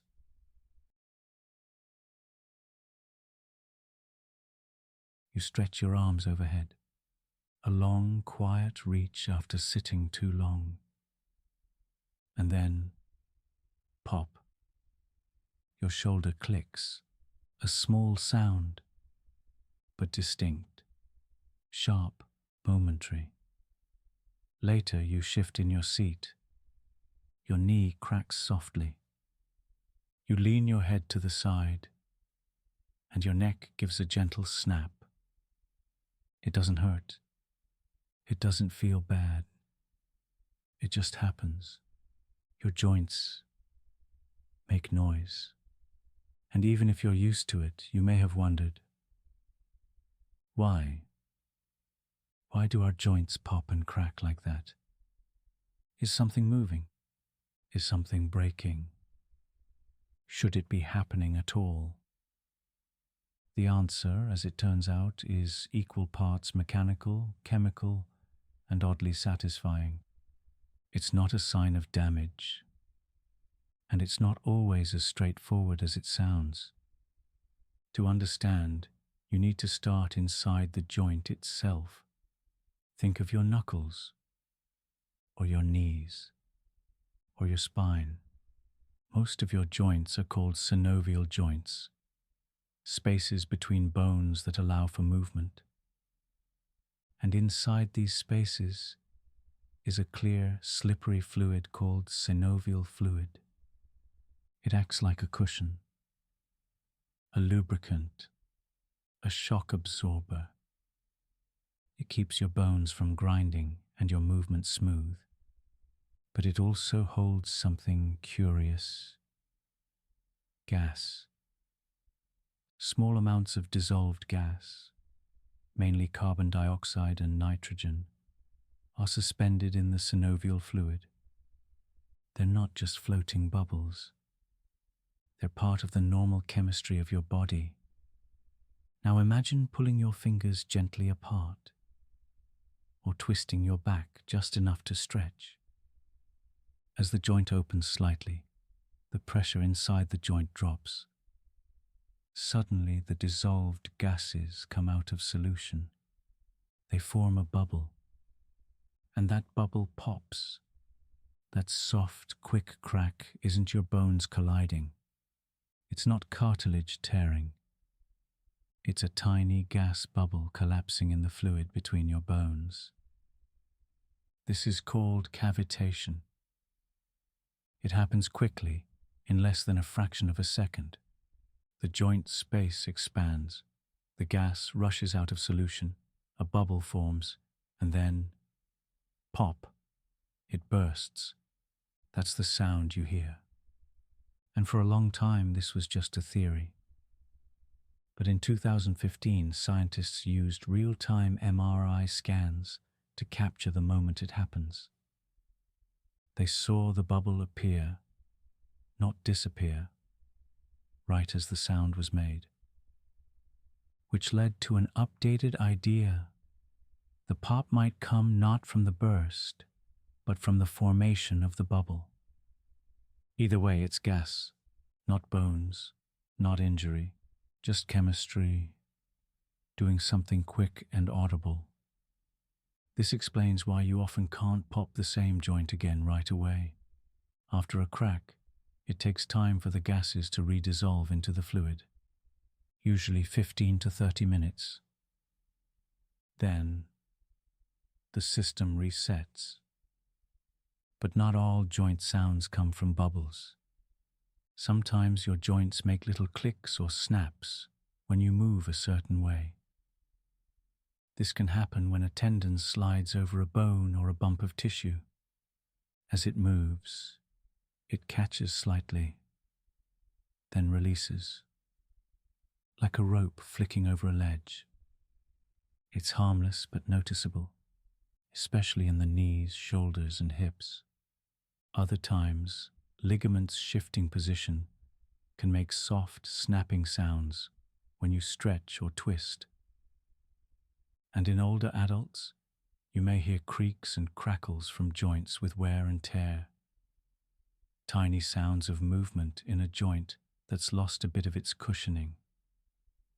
Still, most joint noises aren't a sign of damage. Just movement. Just the sound of your body being used. There's something deeply human about it.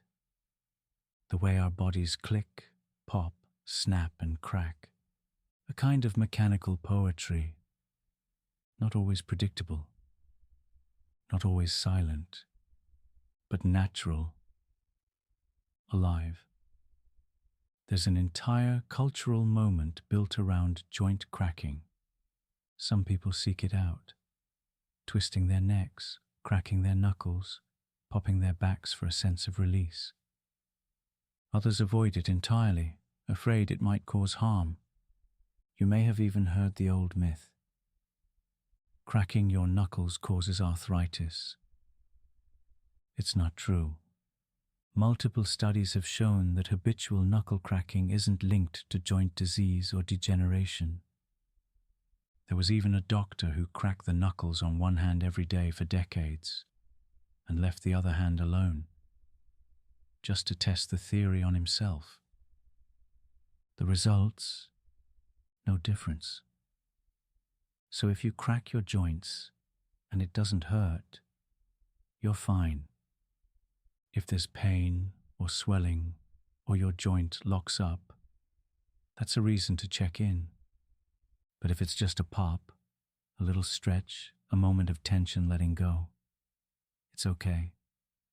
Some people describe joint cracking as satisfying, a relief, like letting the pressure out of a tightly sealed container. That feeling, it's probably not the gas bubble itself. It's the nervous system responding to movement and release. Stretching a joint stimulates receptors that calm the muscles, increase blood flow, and reduce the sensation of stiffness. So the pleasure of cracking might come from what happens after the sound, not the noise, but the shift. Your body slightly freer than before. In a way, it's a small ritual, a pause, a reset, and maybe that's why we do it without thinking. After a long day, before getting out of bed, after sitting too long in one position. Pop, crack, click.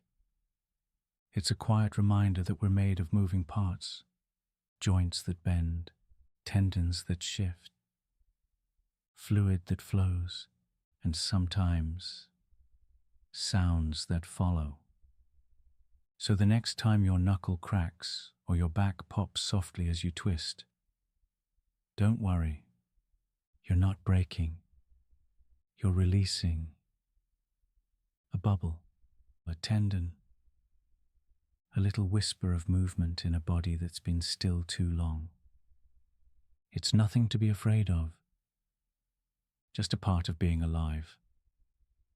A small sound from the inside out. You're speaking softly, maybe calling your dog's name and maybe asking, "Want to go outside?" Or just saying something simple like, "Who's a good boy?" And then, there it is. The head tilt, one ear dips, the eyes narrow just a little. The head leans gently to the side as if trying to understand a secret language. It lasts only a second, but it's unmistakable.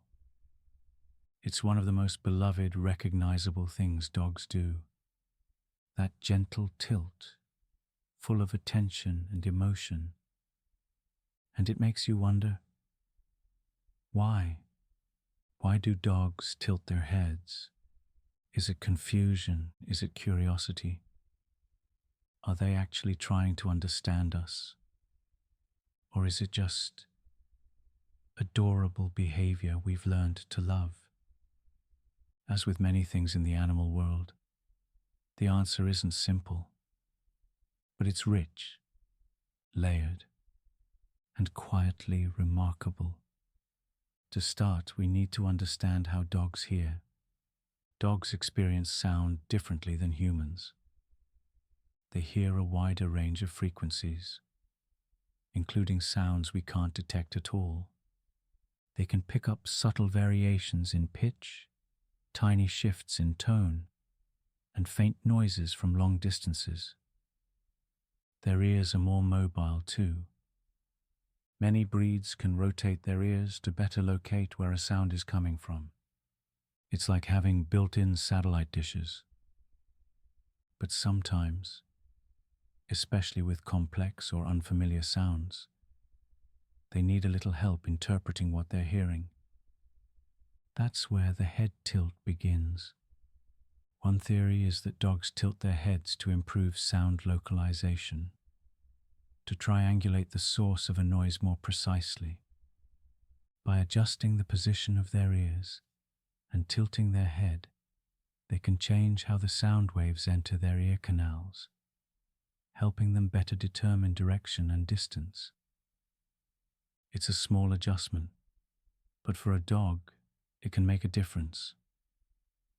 A subtle way to focus, to tune in.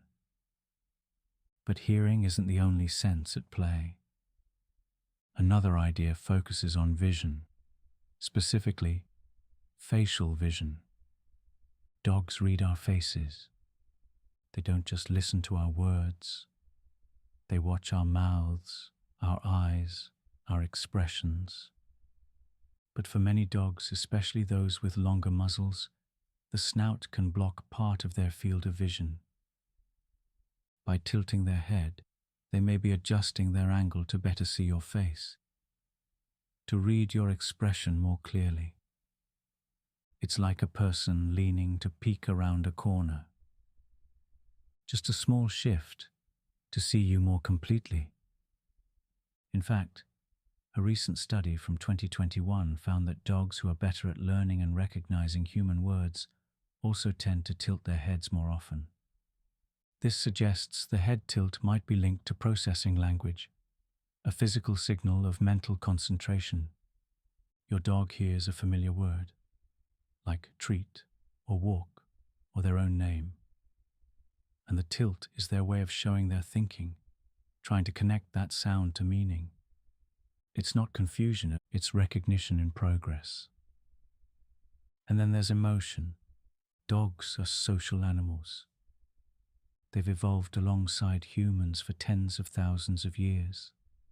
And in that time, they've become experts at responding to our voice tones and emotional cues. When you speak in a high, playful tone, when you use phrases like good girl or let's go, your dog hears more than just the words. They hear affection, excitement, connection. And the tilt? That may be their way of engaging with you, responding in kind. It's not just about hearing or seeing. It's about bonding, a social gesture, like a smile or a nod. Your dog is showing you, I'm listening, I'm present, I care. And of course, there's one more factor we can't ignore, us. Humans love the head tilt. We smile, we laugh. We talk to our dogs more when they do it. We might even reward them with attention, with affection, with treats. And over time, dogs learn, this gesture makes my human happy. So they repeat it, not out of instinct, but because it works. Behavior shaped by positive reinforcement. But that doesn't make it less meaningful. If anything, it makes it more. Because it shows that dogs aren't just passive companions. They're active participants in the relationship, noticing how we react, adapting how they behave. The head tilt is one of those quiet, subtle bridges between species. A soft signal that we're understood, or at least acknowledged. But it's not something all dogs do. Some tilt more than others. Some breeds are more expressive. Some individual dogs are just more reactive to sound and tone. It doesn't mean anything is wrong if your dog doesn't tilt. They're still listening, still feeling. They just show it in other ways. And occasionally, the head tilt can be a medical symptom. If your dog tilts their head constantly, especially with signs of balance issues or discomfort, it could point to an ear infection or a neurological issue. It's always worth checking if the behavior is persistent or unusual. But in most cases, that little tilt, it's normal. It's natural, and it's quietly extraordinary. It's a glimpse into how your dog perceives the world, a moment of focus, of curiosity, of emotional engagement. You're speaking, they're listening, and for a second they want to understand you just a little more clearly, so they tilt their head, just a bit. And in that tiny motion, there's a world of awareness. Not human, not quite, but close. Close enough to feel seen. Close enough to feel like something deeper is happening. Not in words, but in gestures. Not in language, but in presence. So the next time you say something silly to your dog, and they tilt their head in that quiet, familiar way, know that it's not just cute. It's communication. It's connection. And maybe it's your dog's way of saying, I'm here. I'm listening. I don't know what you just said, but I think it matters. You take a bite of ice cream or a sip of something cold and sweet, and for a moment, everything is perfect. But then, suddenly, a sharp pulse behind your forehead, a stab of cold, quick, bright and uncomfortable. You stop, you blink, you press your tongue to the roof of your mouth. You wait, and then it's gone. That flash of pain, like a frozen lightning bolt to the center of your skull, has passed. A brief storm with no lasting trace. That's brain freeze. Short, strange, and surprisingly common. But what is it really? Why does something as simple as eating ice cream cause your brain to ache? Why does the cold hit your head, even though you didn't touch your head at all? The answer lies in a quiet crossroads, where nerves, blood vessels, and temperature all meet behind the scenes. To begin, it helps to know that brain freeze isn't actually happening in your brain. The brain itself can't feel pain. It has no pain receptors. Surgeons can even operate on brain tissue while a person is awake, and they won't feel a thing. So when something feels like pain inside your skull, it's usually coming from the structures around the brain, nerves, blood vessels, and membranes that line the inside of your head. That's where brain freeze begins. The technical term is sphenopalatine ganglioneuralgia, a complicated name for a very familiar experience. It happens when something cold, ice cream, a frozen drink, a popsicle, touches the roof of your mouth or the back of your throat. Right above that spot, just behind your upper palate, runs a bundle of sensitive blood vessels and a major nerve called the trigeminal nerve. The trigeminal nerve is one of the largest in your head. It branches across your face, into your cheeks, your jaw, your forehead. It's responsible for sensation in your face, as well as controlling some of your chewing muscles. It also helps detect changes in temperature and pain. When something icy touches the roof of your mouth, it causes the blood vessels in that region to constrict rapidly. They tighten in response to the cold. But as soon as the cold is gone, those vessels dilate just as quickly. They expand again to return to normal temperature. This sudden shift from tight to wide creates a pressure change that activates pain receptors in the walls of those vessels, and that pain is relayed back through the trigeminal nerve. But here's where it gets interesting. Even though the cold is in your mouth, the trigeminal nerve also covers your forehead, so your brain receives mixed signals. Pain in the palate gets interpreted as pain in the front of the head. It's a kind of neural confusion, a referred pain, where the brain misidentifies the source of a signal. That's why you feel the ache behind your eyes or forehead, even though the ice cream never touched your face. The same thing happens in other parts of the body.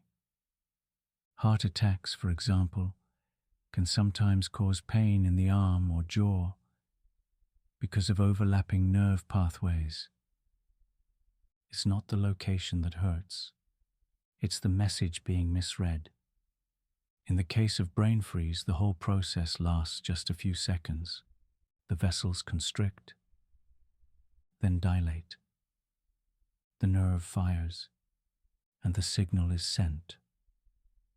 Once the blood vessels stabilize, the pain fades as quickly as it began. But it can be surprisingly intense, and it often comes as a surprise, a reminder that even small pleasures can carry a tiny cost. Not everyone gets brain freeze the same way. Some people are more sensitive. Some never experience it at all. It seems to depend on individual nerve sensitivity and how exposed the palate is during cold stimulation. People who are prone to migraines are more likely to get brain freeze, perhaps because their trigeminal nerves are already more reactive. Children often get it more than adults, possibly because they eat cold things faster or have a different pain threshold. And oddly enough, brain freeze can actually be triggered on purpose in medical research to help study pain pathways. It's one of the few ways to safely, briefly recreate head pain in a controlled setting. So what can you do when it happens? The most common trick is to warm the roof of your mouth. Press your tongue to the top of your mouth. Drink something room temperature. Breathe in through your nose and out through your mouth to create a little warmth. Or wait, it will pass. It always does. But maybe the next time it happens, you'll think about what's really going on. The way nerves fire in confusing directions. The way your body tries to protect itself from sudden temperature change. The way your brain, so complex, so powerful, can still get tricked by a spoonful of ice cream. There's something oddly comforting in that. The fact that beneath all our thoughts, our bodies still follow the same quiet patterns. Vessels and nerves, signals and reflexes, all doing their best to stay balanced. And once that balance returns, the sensation disappears. No harm, no memory. Just a flicker of discomfort followed by calm. So go ahead, take another bite. A little slower this time. Your brain might thank you, even if it never felt the pain itself, because sometimes a brief moment of confusion reminds us just how intricate our simplest pleasures really are. You reach out gently, touch your side, your feet, the back of your neck. You know the spots, the ones that make you laugh when someone else finds them. You try it again. A soft poke, a slow wiggle of your fingers. But nothing. No burst of laughter, no twitch, no surprise. Just touch. And maybe you smile a little, because once again you've confirmed the obvious. You can't tickle yourself. It seems like a simple fact, something we all learn early in life. But if you think about it for more than a moment, it becomes strange. Your fingers know how to do it. Your skin is just as sensitive. You're even touching the exact same places someone else might. So why doesn't it work? Why does tickling only happen when someone else does it? What makes your body respond to one kind of touch with giggles and wriggles, but ignore the exact same motion when it comes from you? The answer lies in something your brain does all the time, something you don't usually notice. Prediction. Your brain is constantly forecasting what's about to happen. Every movement you make, every step, every blink, every word, your brain predicts how it will feel, what it will sound like, and how your body should respond. And when something happens that matches that prediction, you barely register it. It's expected, familiar. But when something happens that doesn't match, something unexpected, something strange, your brain takes notice. And that is what tickling is built on, the unexpected. Let's slow it down. Tickling isn't just random touch. It's a specific kind of touch. Light, unpredictable. Just enough to trigger a reaction without crossing into pain. And the reaction, it's not just laughter, it's reflex. A twitch, a flinch, a soft burst of energy. In evolutionary terms, ticklishness may have helped protect vulnerable parts of the body, the belly, the ribs, the neck, the feet. Places that, if touched, could signal danger. A bite, a bug, a brush from something unfamiliar. Tickling may have helped our ancestors react quickly, pulling away, waking up, staying alert. But it only works if it's unpredicted. That's why your own touch doesn't do it. Your brain knows it's coming. The moment you plan the movement, your brain sends a copy of the signal to another part of itself. This is called an efference copy, a sort of internal note that says, I'm about to move this hand in this way. And when your skin feels that touch, your brain checks the incoming sensation against the copy.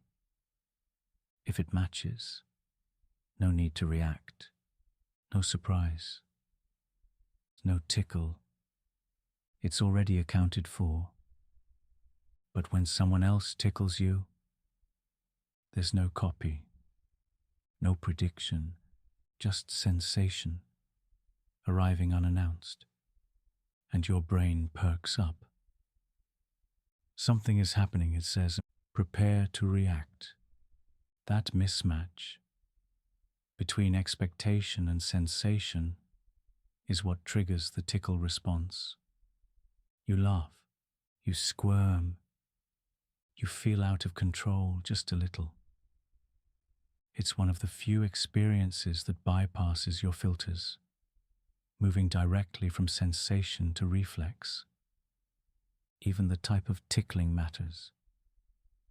There are two general kinds, nysmesis and gargalesis. Nysmesis is the light, almost itchy feeling, like a feather on your skin. It's subtle. It doesn't make you laugh, but it makes you flinch. Gargalesis is the deeper tickle, the one that makes you laugh involuntarily, when someone digs into your ribs or plays with your feet. Nysmesis can sometimes happen on your own. You might feel it if you lightly trail your fingers down your arm. But gargalesis, that can't be self-induced. It needs the unpredictability of another person, a lack of control, an element of surprise. There's even a social layer to it. Tickling often happens between people who are close, family, partners, friends. It's playful, sometimes bonding, sometimes annoying, but almost always social. Some researchers believe that ticklishness helps reinforce social connection. That laughter during tickling isn't about humor, but about shared experience. You're not laughing because it's funny. You're laughing because your body doesn't know what else to do. It's submission, it's discomfort, it's joy, all tangled together. And here's something curious. You can partially tickle yourself if the system gets tricked. In lab experiments, scientists have built robotic arms that mimic a person's hand movements with a slight delay. When you use the robot to tickle yourself, and there's just enough lag in the response, your brain loses its predictive edge. And suddenly, it feels ticklish, the illusion of otherness, just enough to bypass the filter. It proves that tickling is less about the what and more about the who and when. It's not the touch, it's the surprise. That's why laughter from tickling can turn to panic if it goes on too long. You lose control. Your body reacts, even when you want it to stop. And that loss of control, while funny in short bursts, can also feel overwhelming. That's part of the paradox. Tickling is fun until it isn't. So your body protects you by making it nearly impossible to do it to yourself. It limits the feedback loop. It quiets the chaos. Your brain knows your own movements, and it filters out the ones that don't need a reaction. You're not ignoring your own touch. You're understanding it before it even happens.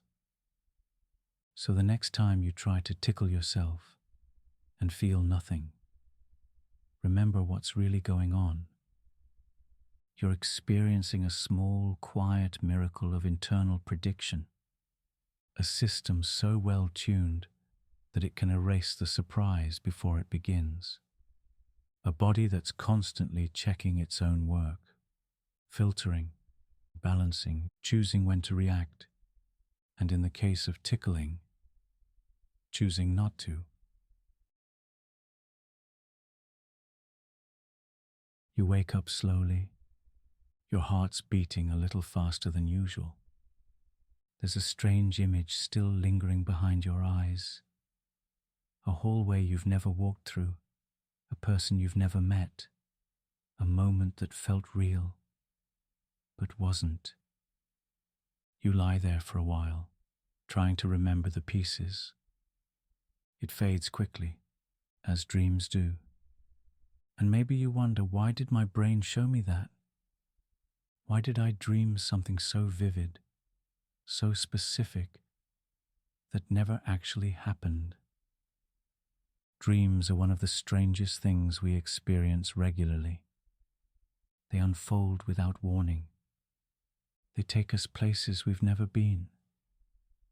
They mix people and places and memories like ingredients in a recipe we didn't choose. And often they make no sense. So why do we dream about things that didn't happen? Why does the mind create stories in the dark? Stories with no basis in reality? The short answer is, we're not entirely sure. The long answer is full of theories, layers, and quiet mysteries. Let's start with what we know. Dreams mostly happen during REM sleep, short for rapid eye movement. It's the phase of sleep where brain activity increases, your eyes move under closed lids, and your body goes still.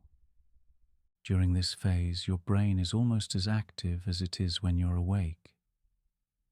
But you're not receiving input from the outside world. So what does the brain do when it's cut off from external signals, but still wide awake within itself? It creates, it remembers, it assembles, it improvises, it builds simulations.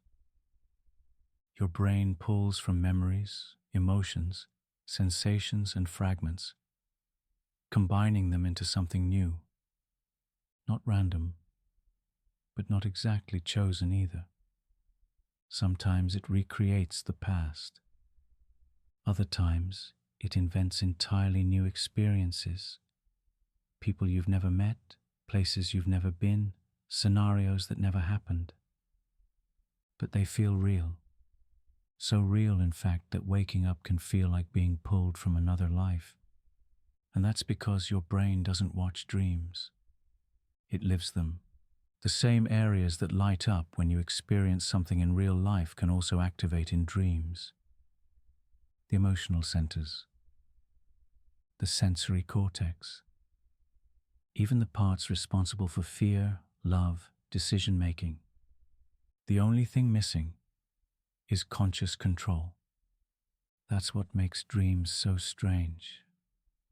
They follow their own logic, their own rhythm, a logic that feels familiar in the moment, until you wake up and realize none of it made sense. But here's where it gets even more interesting.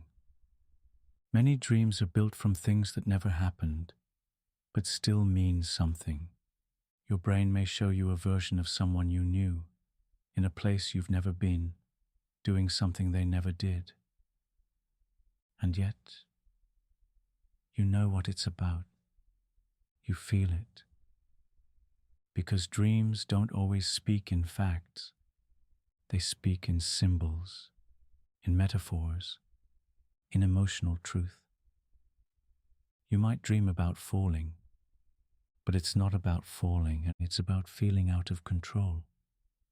You might dream about an unfamiliar face, but the feeling they give you, trust, fear, nostalgia, is familiar. The dream is creating a new moment to represent something very old. It's one of the ways your brain processes emotion. Takes what you haven't said and turns it into images, sounds, and stories. Even if those stories never happened. Even if they couldn't. Some scientists believe that dreaming helps with emotional regulation, helping you process unresolved feelings in a safe, simulated space. Others suggest it helps with memory consolidation, taking what you've learned during the day and filing it away more efficiently. But sometimes the pieces don't fit. Sometimes you dream things you've never seen or felt before, and that's because dreams also have a creative role. They generate possibilities. They rehearse potential scenarios. What if this happened? What would I do? How would I feel? The brain isn't just remembering, it's rehearsing, even for things that haven't occurred, even for lives you've never lived. And that might be one reason dreams feel so emotionally intense, because they reflect who you are beneath the surface, not your conscious thoughts, but your deep patterns, your questions, your fears, your desires, things you might not be able to say out loud, but which still find a way to speak. And sometimes they don't even speak in your own voice. Have you ever dreamed from someone else's perspective? Lived as another person? Or watched a scene unfold like a movie, as if you were a spectator, not a participant? That's the dream brain, exploring identity, shifting perception, testing boundaries.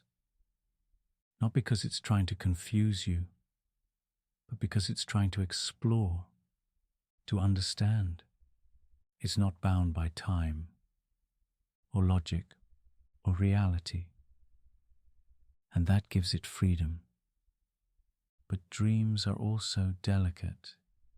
They vanish quickly when you wake, slipping through your fingers like water. You try to remember the details, what they said, what you saw, but they dissolve.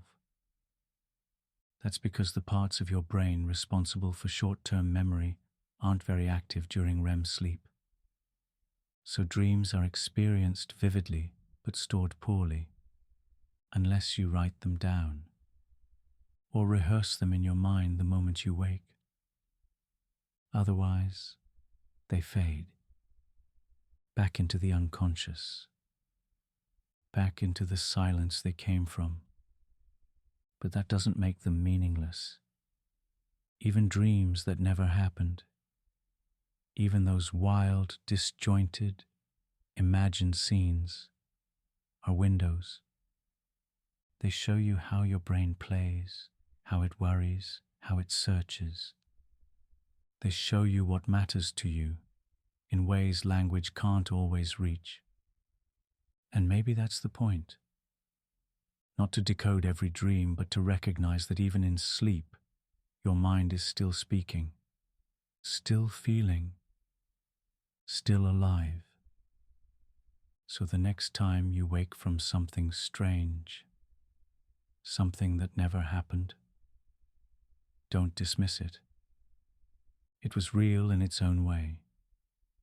A small story your brain told you while the rest of the world was quiet.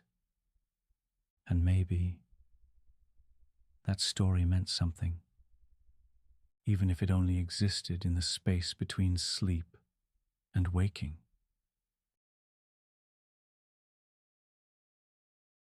You're reaching for something simple. The doorknob, a light switch, the handle of your car. Just a regular moment in your day. And then, pop. A sharp flick at your fingertip, a tiny spark, a quick, unexpected sting. You weren't doing anything dangerous, but your body just lit up, if only for a second. That's static electricity. A brief jolt, surprising and invisible, delivered by the world around you. It's something you've felt dozens of times, maybe hundreds, but it still catches you off guard. Why does it happen? Why can ordinary objects, like sweaters or shoes or doorknobs, suddenly strike like little lightning bolts? The answer lies in something incredibly small: electrons. Tiny particles that orbit the nuclei of atoms, carrying a negative charge. Everything you touch, everything you wear, everything you walk across is made of atoms. And each of those atoms has electrons that can move from place to place. Most of the time, those charges stay balanced. Equal numbers of positives and negatives, keeping everything neutral. But balance isn't guaranteed. In fact, friction loves to break it. When you walk across a carpet in socks, or slide onto a fabric seat, or pull a fleece jacket over your head, you're not just moving. You're causing electrons to jump from one surface to another. Certain materials, like wool, rubber, plastic, tend to steal electrons. Others, like your skin, cotton, or metal, are more likely to give them up. That exchange of electrons creates static charge. Your body builds up an excess of negative particles, and suddenly, you're no longer neutral. You're a walking cloud of charge, ready to release that tension the moment you touch something grounded. And when you do, when your hand reaches out to touch metal, or a countertop, or even another person, those electrons leap. They move from the area of higher concentration, you, to the area of lower concentration, whatever you touched. Fast, unfiltered, sudden. And that leap is the shock. It's not dangerous, at least not at this scale. The voltage involved can be surprisingly high, thousands of volts in some cases, but the current is tiny, just enough to surprise your nerves, not enough to cause harm. It's like a miniature version of lightning. Same principle, much less drama. But certain conditions make static more likely. Dry air is one of the biggest factors. In the winter, when humidity drops, there's less moisture in the air to help carry electric charge away. Normally, water in the air absorbs and disperses small charges. But dry air acts like an insulator, letting static build quietly on surfaces and on you. That's why static shocks are so common in colder seasons.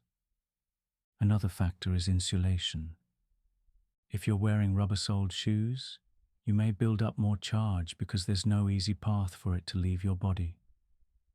You're essentially storing electrons, like a balloon holding air, until the pressure forces a release. And when that moment comes, you feel it. Some people are more sensitive to these shocks than others.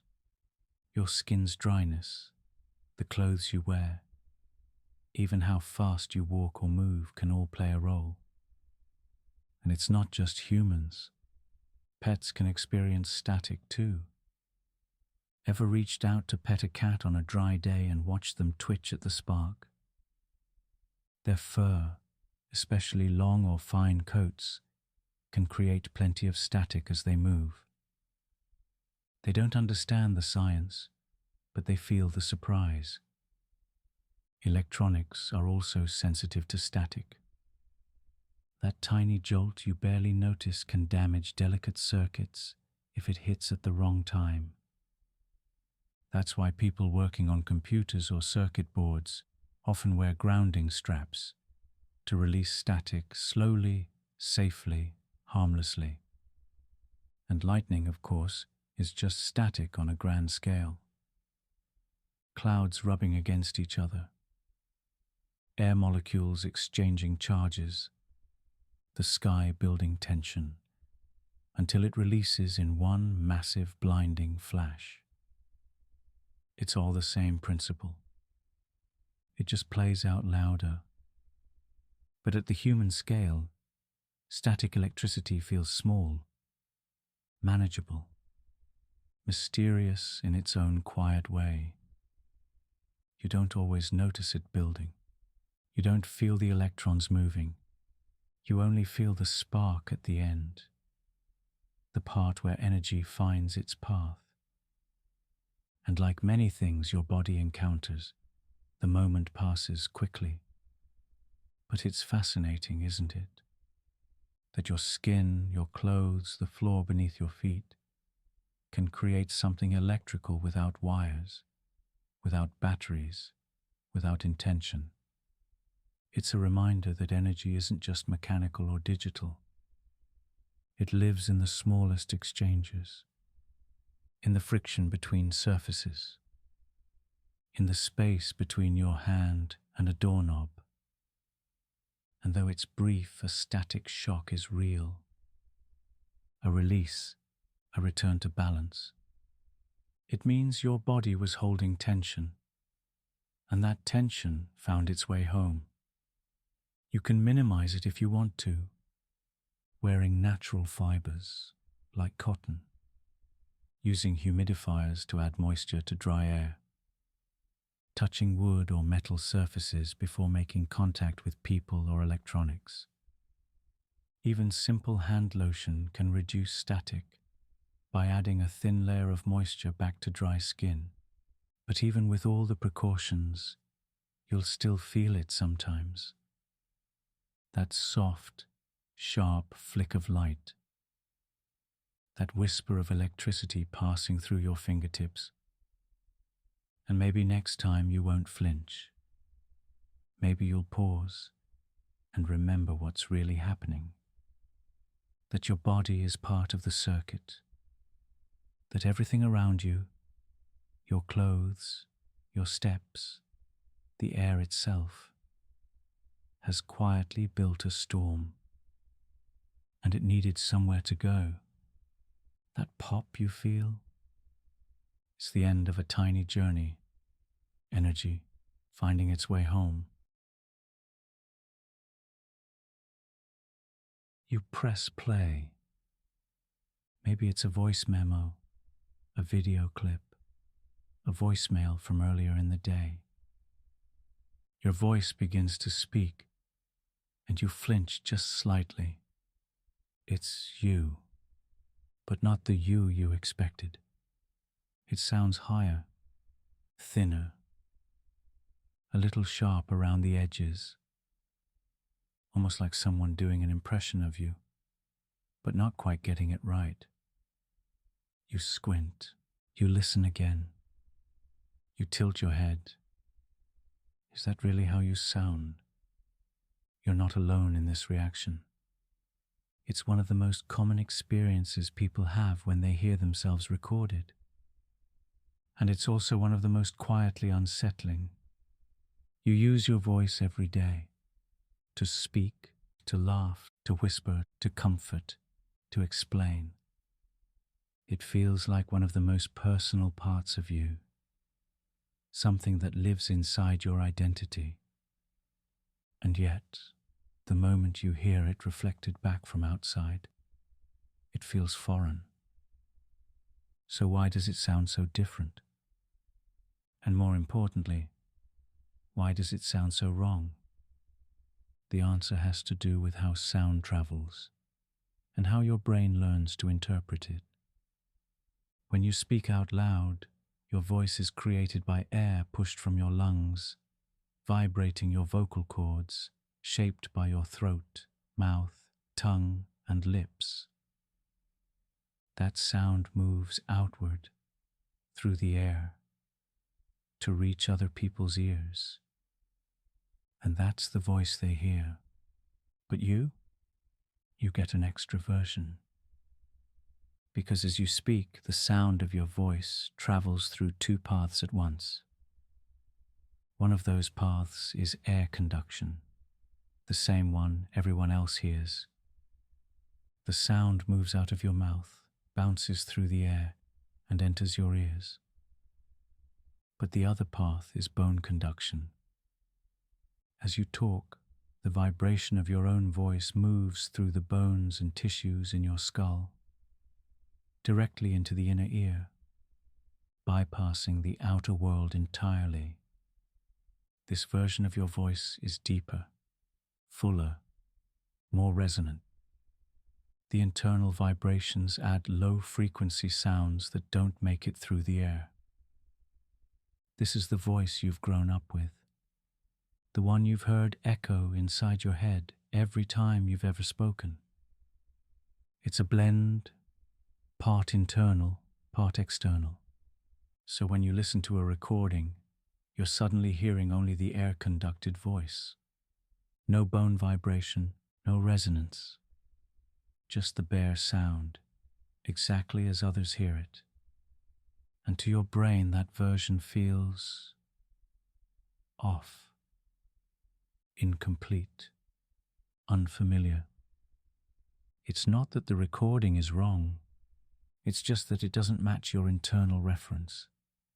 Your brain has spent a lifetime calibrating to your internal voice.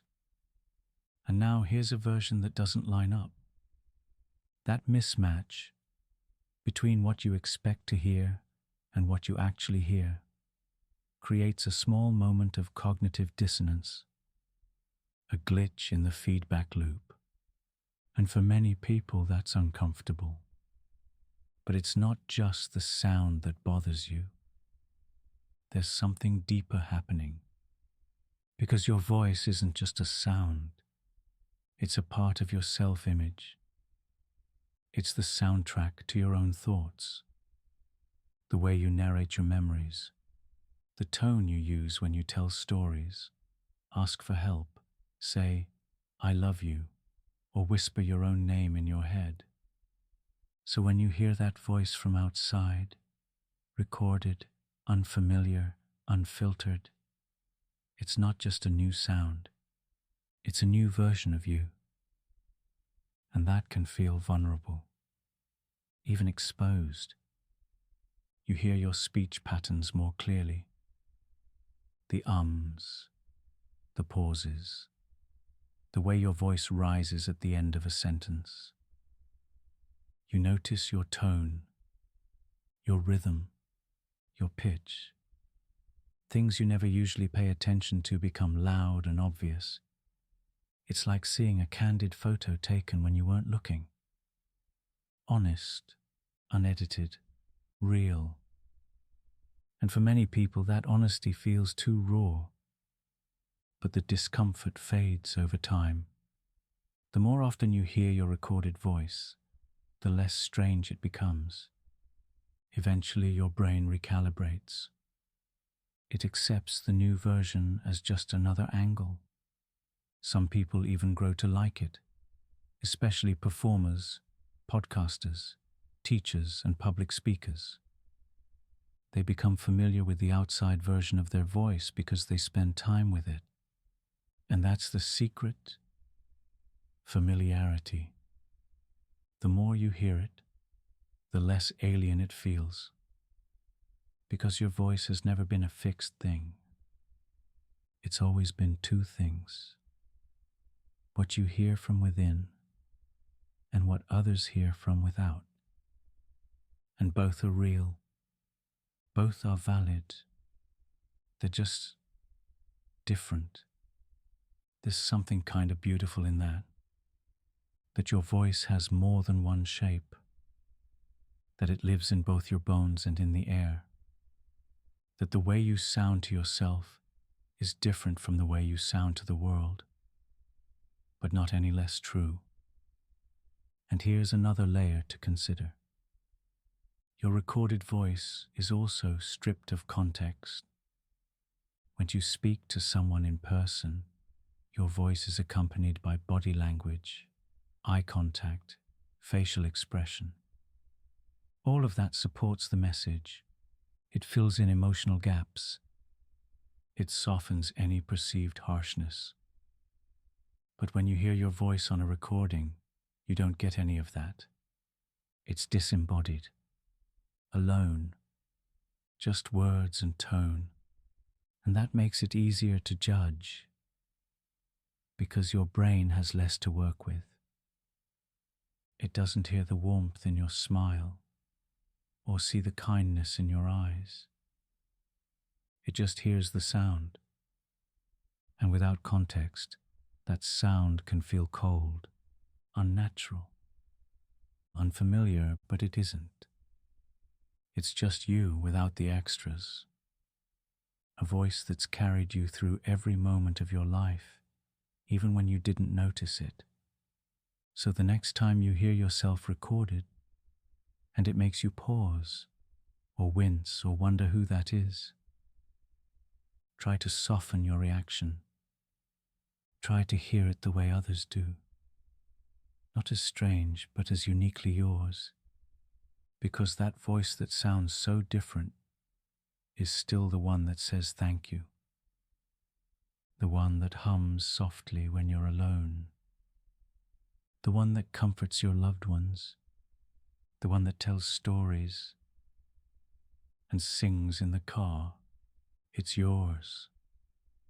From the inside out. From the outside in.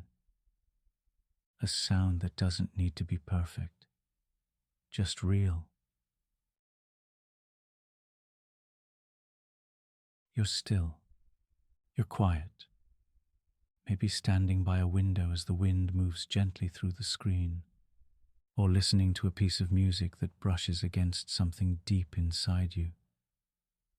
Or maybe just stepping into the cool morning air after a hot shower. And suddenly, you feel it. A faint prickle, a shiver, a ripple of tiny bumps blooming across your arms, your neck, your legs. Goosebumps. They arrive without warning, without invitation. A physical response to something invisible. And for such a small sensation, they carry an odd weight. Almost like a signal. Almost like your body is trying to speak. But what is it saying? Why does this happen? What is your skin reacting to? And why does it raise tiny hills in response? To understand goosebumps, you have to go deeper than the surface of your skin, deeper than the chill in the air, or the note in the song. You have to go into the wiring of your body, and even further back, into your evolutionary past. Because goosebumps are old. They're part of a reflex. an involuntary action passed down over millions of years, shared with mammals and birds and just about every ancestor who ever needed to stay warm, stay alert, or stay alive.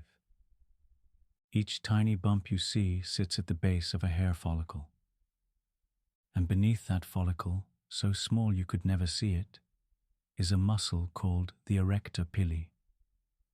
When that muscle contracts, it pulls the hair upright, tugging slightly on the skin around it, which forms the familiar raised bump. It doesn't hurt. It's not designed to. It's subtle, automatic, effortless, and in humans it might seem pointless. But it wasn't always. Long ago, when your ancestors were covered in more body hair, this reflex served two very practical purposes. The first was warmth. When the air grew cold, the erector pili muscles would lift each hair, trapping a thin layer of air between the fur and the skin. That pocket of air worked as insulation, keeping body heat in and cold out. A natural layer of warmth. No jacket required. The second purpose was defense.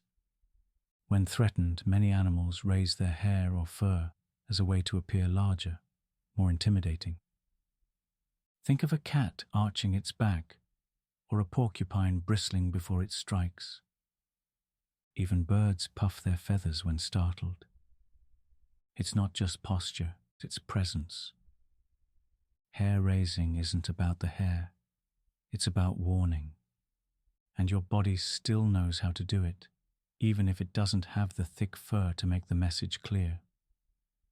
Your goosebumps are a leftover reflex, a ghost of what your body used to be. But in modern life, they don't only show up when it's cold, they appear when you're moved, when you're scared, when you feel awe, and that's when the mystery deepens. Because now we're not talking about physical temperature, we're talking about emotional temperature, the chills you feel during a powerful song, the way your arms react when someone says something true, the way your skin tightens when you see something beautiful or terrifying. What's happening here? This is your autonomic nervous system at work. Specifically, the sympathetic nervous system, the part that handles your body's automatic responses to strong emotion. It's the same system that makes your heart race, your pupils dilate, your stomach flutter. And it treats emotional intensity the same way it treats survival threats. In both cases, your body prepares, it sharpens, it wakes up.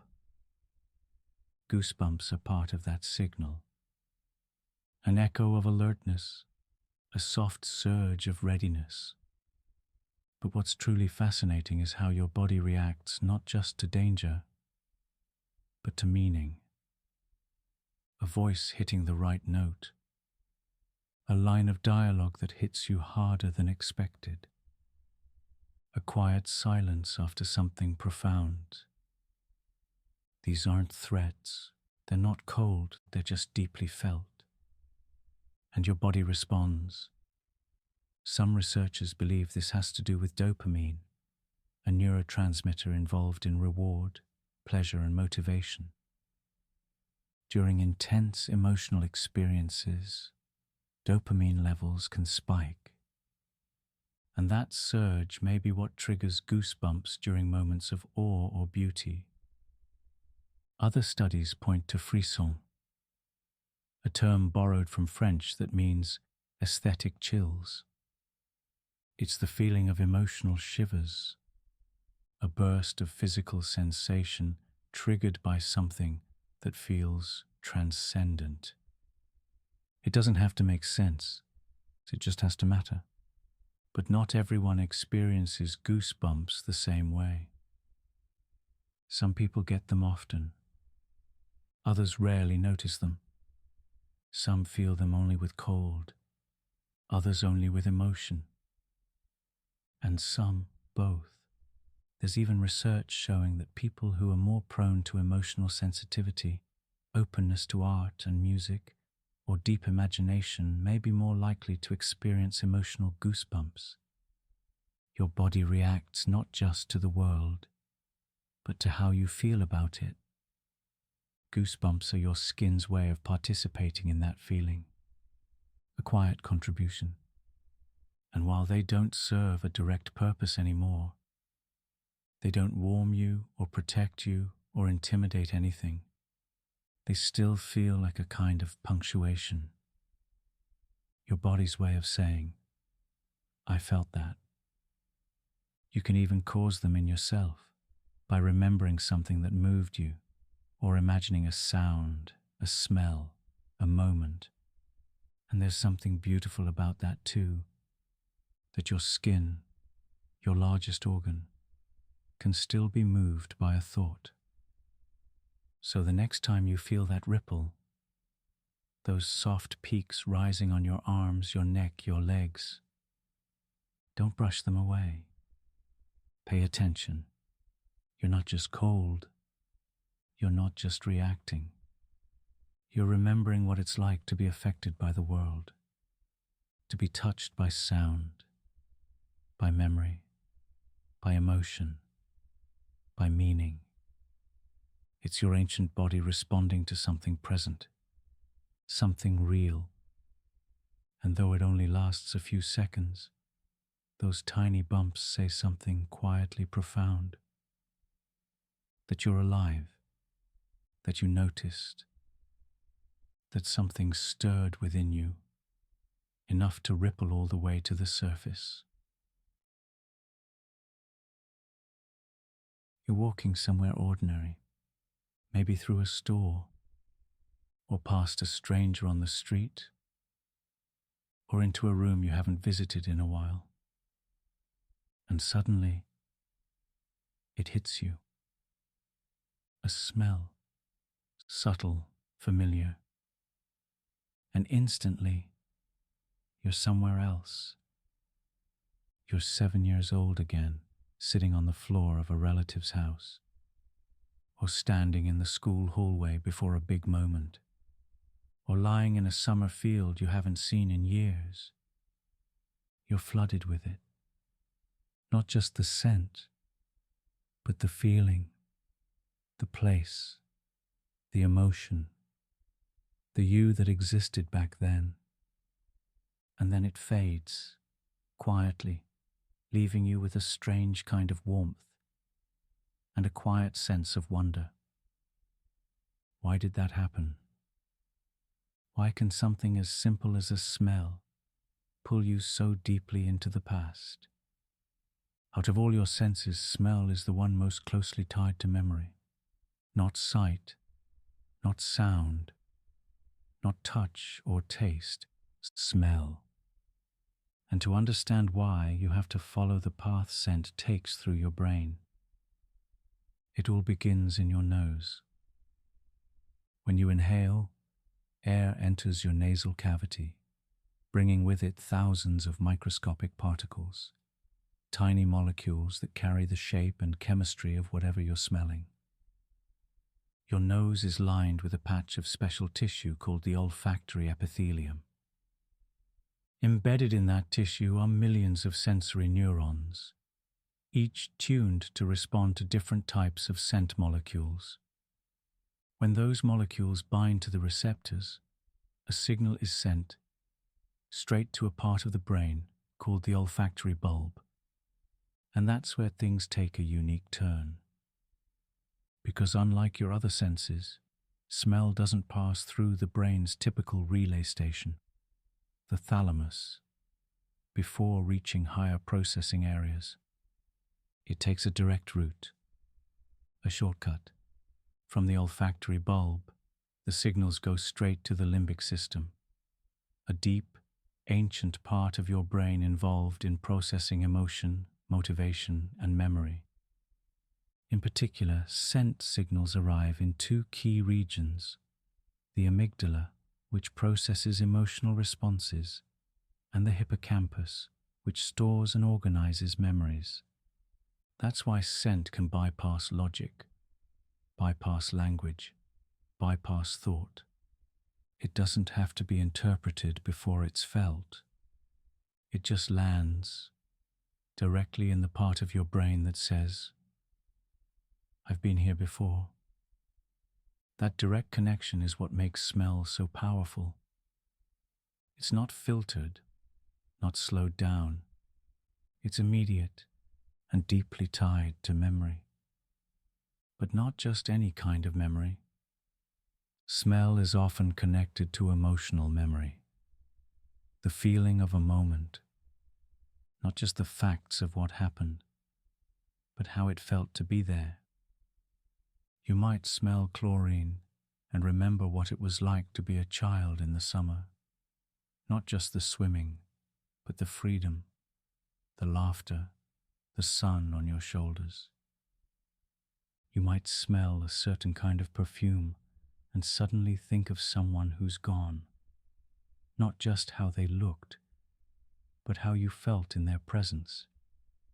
The memory doesn't come as a sentence. It comes as a sensation, whole and full, wrapped in scent. Smells are also persistent. They don't fade the way other memories do. A sound can blur, a sight can change. But a smell, smells can remain stable across decades. That's because the scent memory connection isn't built on words. It's built on associative learning, where two things are linked simply by happening at the same time. Your brain doesn't wait for meaning. It doesn't ask why. It just stores the connection. If a smell is present during a significant moment, a celebration, a trauma, a goodbye, a discovery, that scent becomes part of the memory's fabric.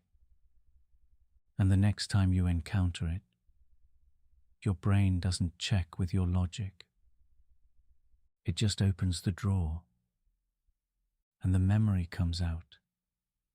That's why some smells can comfort you without explanation, and others can rattle you, even if you can't remember where they came from. It's not always clear. Sometimes the memory attached to a scent is buried, too far back to name. But your body remembers, your nervous system remembers, and that's enough. Even smells you don't consciously notice can affect your mood, your heart rate, your attention. Because scent is the only sense that goes straight to your emotional core. That might be why certain places feel instantly familiar, not because of how they look, but because of how they smell.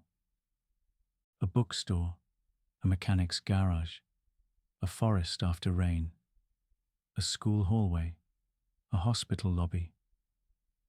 Smells fill in details you didn't know were missing, and they build the invisible architecture of memory. What's even more interesting is that smell can also trigger forgotten memories. Moments you haven't thought about in years, even decades, can come rushing back with a single breath. It's not magic, it's just biology. But it feels magical, because the brain stores more than we realize. And smell is one of the keys to unlocking it. That's why therapists sometimes use scent recall in trauma work, and why fragrance makers often talk about emotional notes in perfume.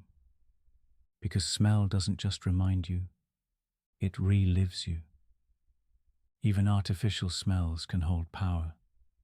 The scent of Play-Doh, of sunscreen, of new plastic toys. They're not natural, but they're part of your story, part of the world your brain mapped out in childhood, in adolescence, in moments that mattered. And as you grow older, you don't lose this connection. It deepens. Scents become anchors, carriers of time, And maybe that's why, when you walk into an old house or open a drawer that hasn't been touched in years, you pause, you inhale, and for a second, you're elsewhere. Not just in another place, but in another you. Your past, contained in molecules, released into the present by a change in air. So the next time a smell catches you off guard, the next time it makes you pause, or tear up, or smile without knowing why, trust it. Your body remembers more than your mind can hold. And sometimes it tells you through your nose. It always happens when you least expect it. A moment of quiet, a pause in conversation, a classroom exam, a long car ride, a library with nothing but silence. And then, from deep inside, your body reminds you it's there. A low, curling sound, a quiet roll of motion beneath your ribs, your stomach growling. Sometimes it makes you smile. Sometimes it feels loud enough to echo in the room. Sometimes it surprises you because you weren't even that hungry, but your stomach made a sound anyway.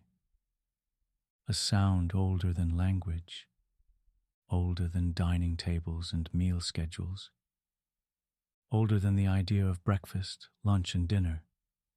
This sound isn't random, and it isn't a mistake. It's part of the story of you, a body in motion, a living system always working quietly beneath the surface, moving, adjusting, preparing. Whether you're aware of it or not, people call it a stomach growl. But the true name for it is a word you might not expect.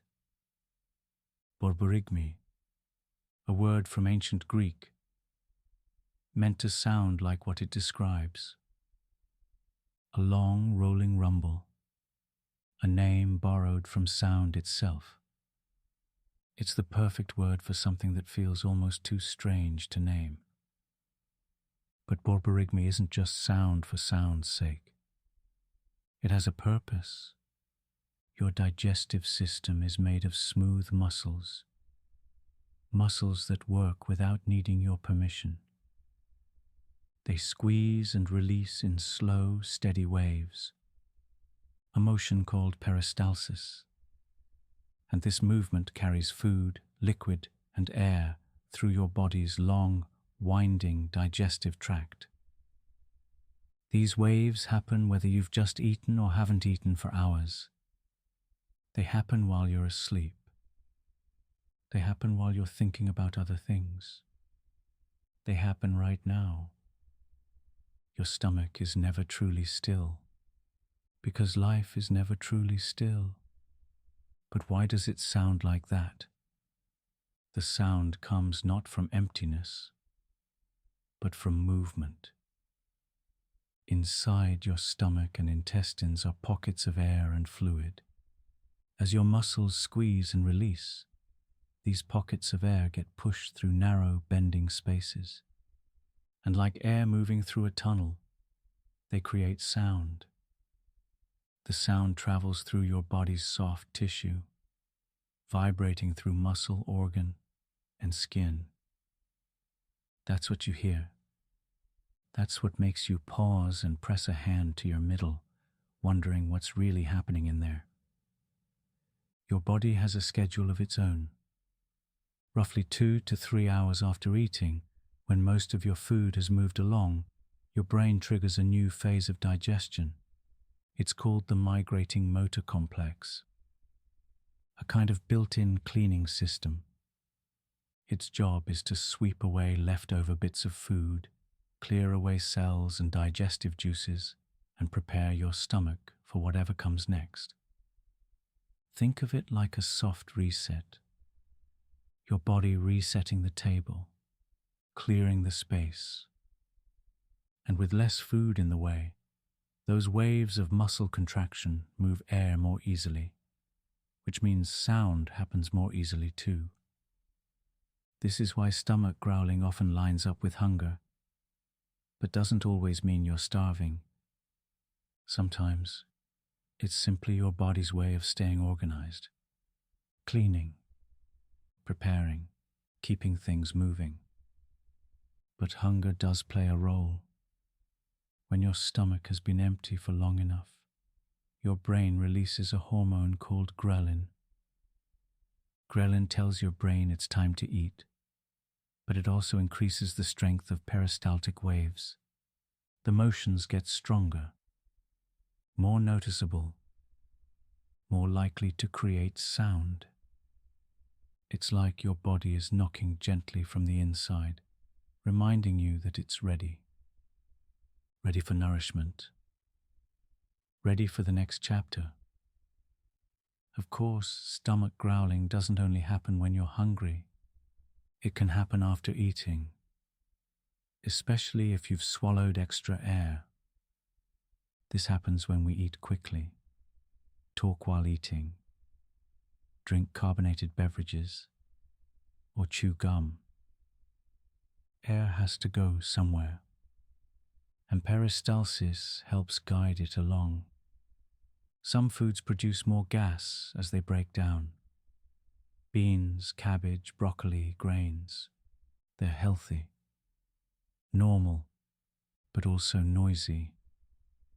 The sounds of digestion are not a flaw. They're a feature.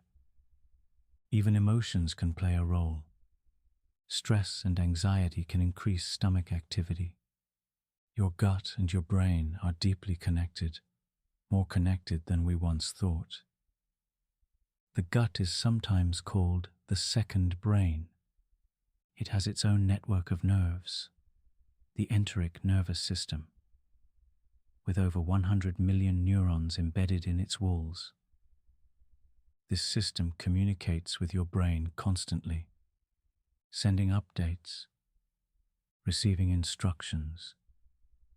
And in times of stress or excitement, this connection becomes more active, more movement, more sound. This is why people talk about butterflies in the stomach or a gut feeling. Your digestive system is paying attention, listening, responding. And while stomach growling might feel loud to you, it's almost always softer to everyone else. Sound moves differently through your body than it does through the air. You're closer to the source. Your ears are on the inside of the moment. Most people around you won't notice at all. And if they do, they understand, because their bodies do the same thing every day, without fail. Some people wonder if they should quiet the sound, and there are gentle ways to do that. Eating slowly helps reduce extra air. Staying hydrated helps smooth the process of digestion. Moving your body with a short walk can settle air pockets. And eating smaller meals throughout the day can help your digestive system work more quietly between meals. But truthfully, there's no reason to hide from the sound. No reason to feel embarrassed. Because stomach growling is a sign of life, a sign of movement, a sign of a body doing its ancient work. In fact, this sound connects you not just to yourself, but to every living creature with a digestive system. Wolves and deer, cats and birds, elephants and whales. Every animal with a stomach and intestines has known this sound. It's not a human quirk. It's biology, shared, timeless, unapologetic, and maybe in a world so full of noise and distraction, there's something comforting about a sound you didn't create consciously. a sound your body makes on its own, a reminder that you are not separate from your physical self. You are one thing, whole, alive, and your body speaks to you, softly, quietly, all the time, sometimes in the form of a heartbeat, sometimes through a deep breath, sometimes in the rolling sound of a stomach clearing space for whatever comes next. So the next time your stomach growls, in the quiet of night, or the middle of a meeting, or the stillness of your bedroom, pause, listen, smile. That sound is not emptiness. It's not complaint. It's not an inconvenience. It's music, a living rhythm, the background hum of being alive.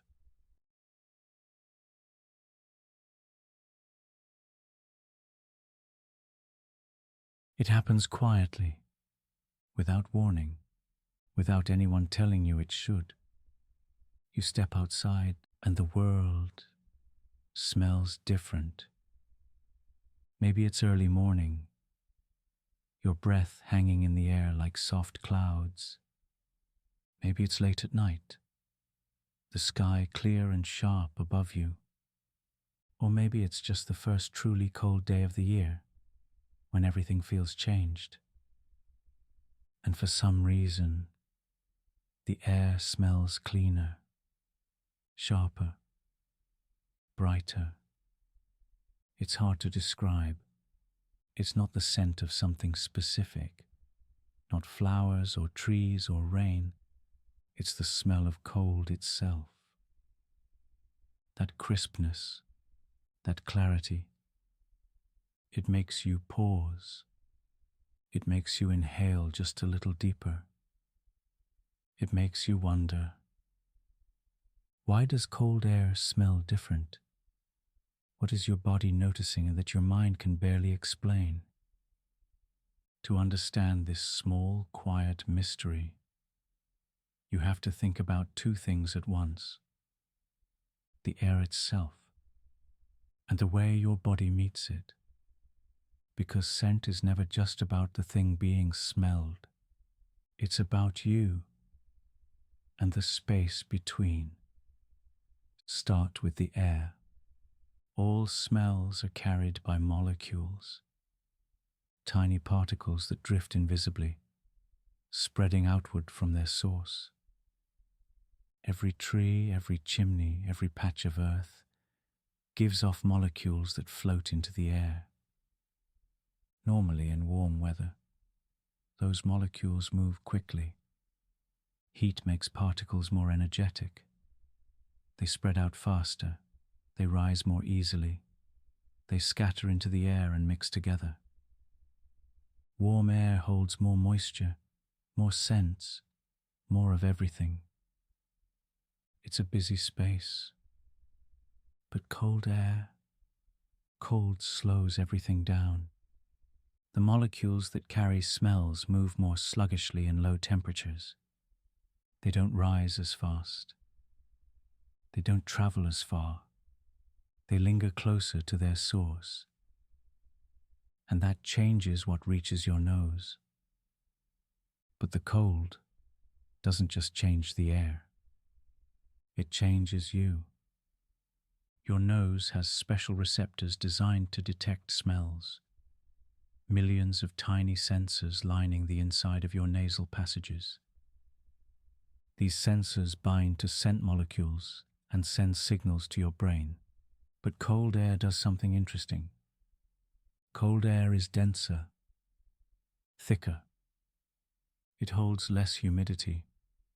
Dry, cold air evaporates moisture from your nose, tightening the passageways, heightening the contrast. It sharpens your sensitivity, at least for certain kinds of smells. Sharp scents like pine, wood smoke, fresh-cut evergreen feel more vivid, cleaner, and at the same time, Many of the earthy, heavy smells of summer fade away. Damp soil, rotting leaves, humid grass. Those need moisture and heat to spread widely. In the cold, they stay put, leaving the air feeling clearer, quieter, more open. But there's something else happening too. Your brain doesn't just notice smells, it remembers them. It carries scent in a special way, different from sight or sound. Smell goes straight to the limbic system, the part of your brain that holds emotion and memory and the feeling of the past. That's why certain smells transport you instantly to childhood, to winter mornings long gone, to old scarves, old woods, old streets dusted with frost. Cold air is often paired with moments of pause. We step outside on cold mornings when things are still. We take deep breaths walking through snow when the world is quiet.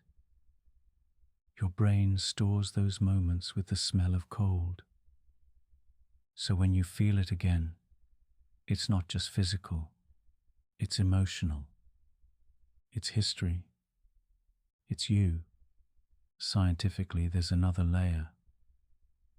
Cold air tends to suppress bacteria and organic decay, things that cause strong, earthy smells. Leaves don't rot as quickly. Soil microbes slow down. Animals move less. This leaves fewer background scents in the winter air. You're left with the clean edges, the smell of distant wood smoke, the trace of pine resin, maybe the faint mineral scent of snow, not a smell itself, but the absence of competing scents. Cold air filters the noise. It quiets the clutter. What's left feels sharper, simpler, pure. And then there's snow. Snow isn't just frozen water. Snow is structure. Freshly fallen snow traps air within its layers, creating a natural insulator for sound and scent. That's why the world feels quieter after snow. Sound waves get absorbed. Scents stay close to the ground. The air feels muted, soft. It's not just what's there. It's what's missing. Snow gives you the absence of smell, and in that absence your senses recalibrate. You notice the sharpness of a chimney fire, the clean line of frozen trees, the faint saltiness of your own breath in the cold night. It's easy to think of cold air as empty, but it isn't. It's precise. Cold air gives you a version of the world with fewer distractions. It hands you details you might miss in summer's noise. It slows you down. It invites you to breathe deeply, because there's space to do so. And of course, this experience isn't universal. People who live near oceans smell salt and seaweed differently in winter. People in forests smell pine sap and frozen earth. People in cities smell metal, stone, exhaust, carried differently through cold streets. But almost everywhere, cold air tells the same quiet truth. Things slow down. Scents stay close. The edges become clear. There's an old word for the sharpness of winter air. Bracing. It means invigorating, awakening, the kind of cold that makes you open your eyes wider and fill your lungs. It doesn't just chill you, it clears you. It reminds you that the world is still vast, still full of quiet detail, still waiting for you to step outside and notice. So the next time you step into the cold, whether it's morning frost or winter night, pause. Breathe deeply. Smell the edges, the clean brightness of cold, the quiet absence of summer, the soft reminder that the world has not gone away.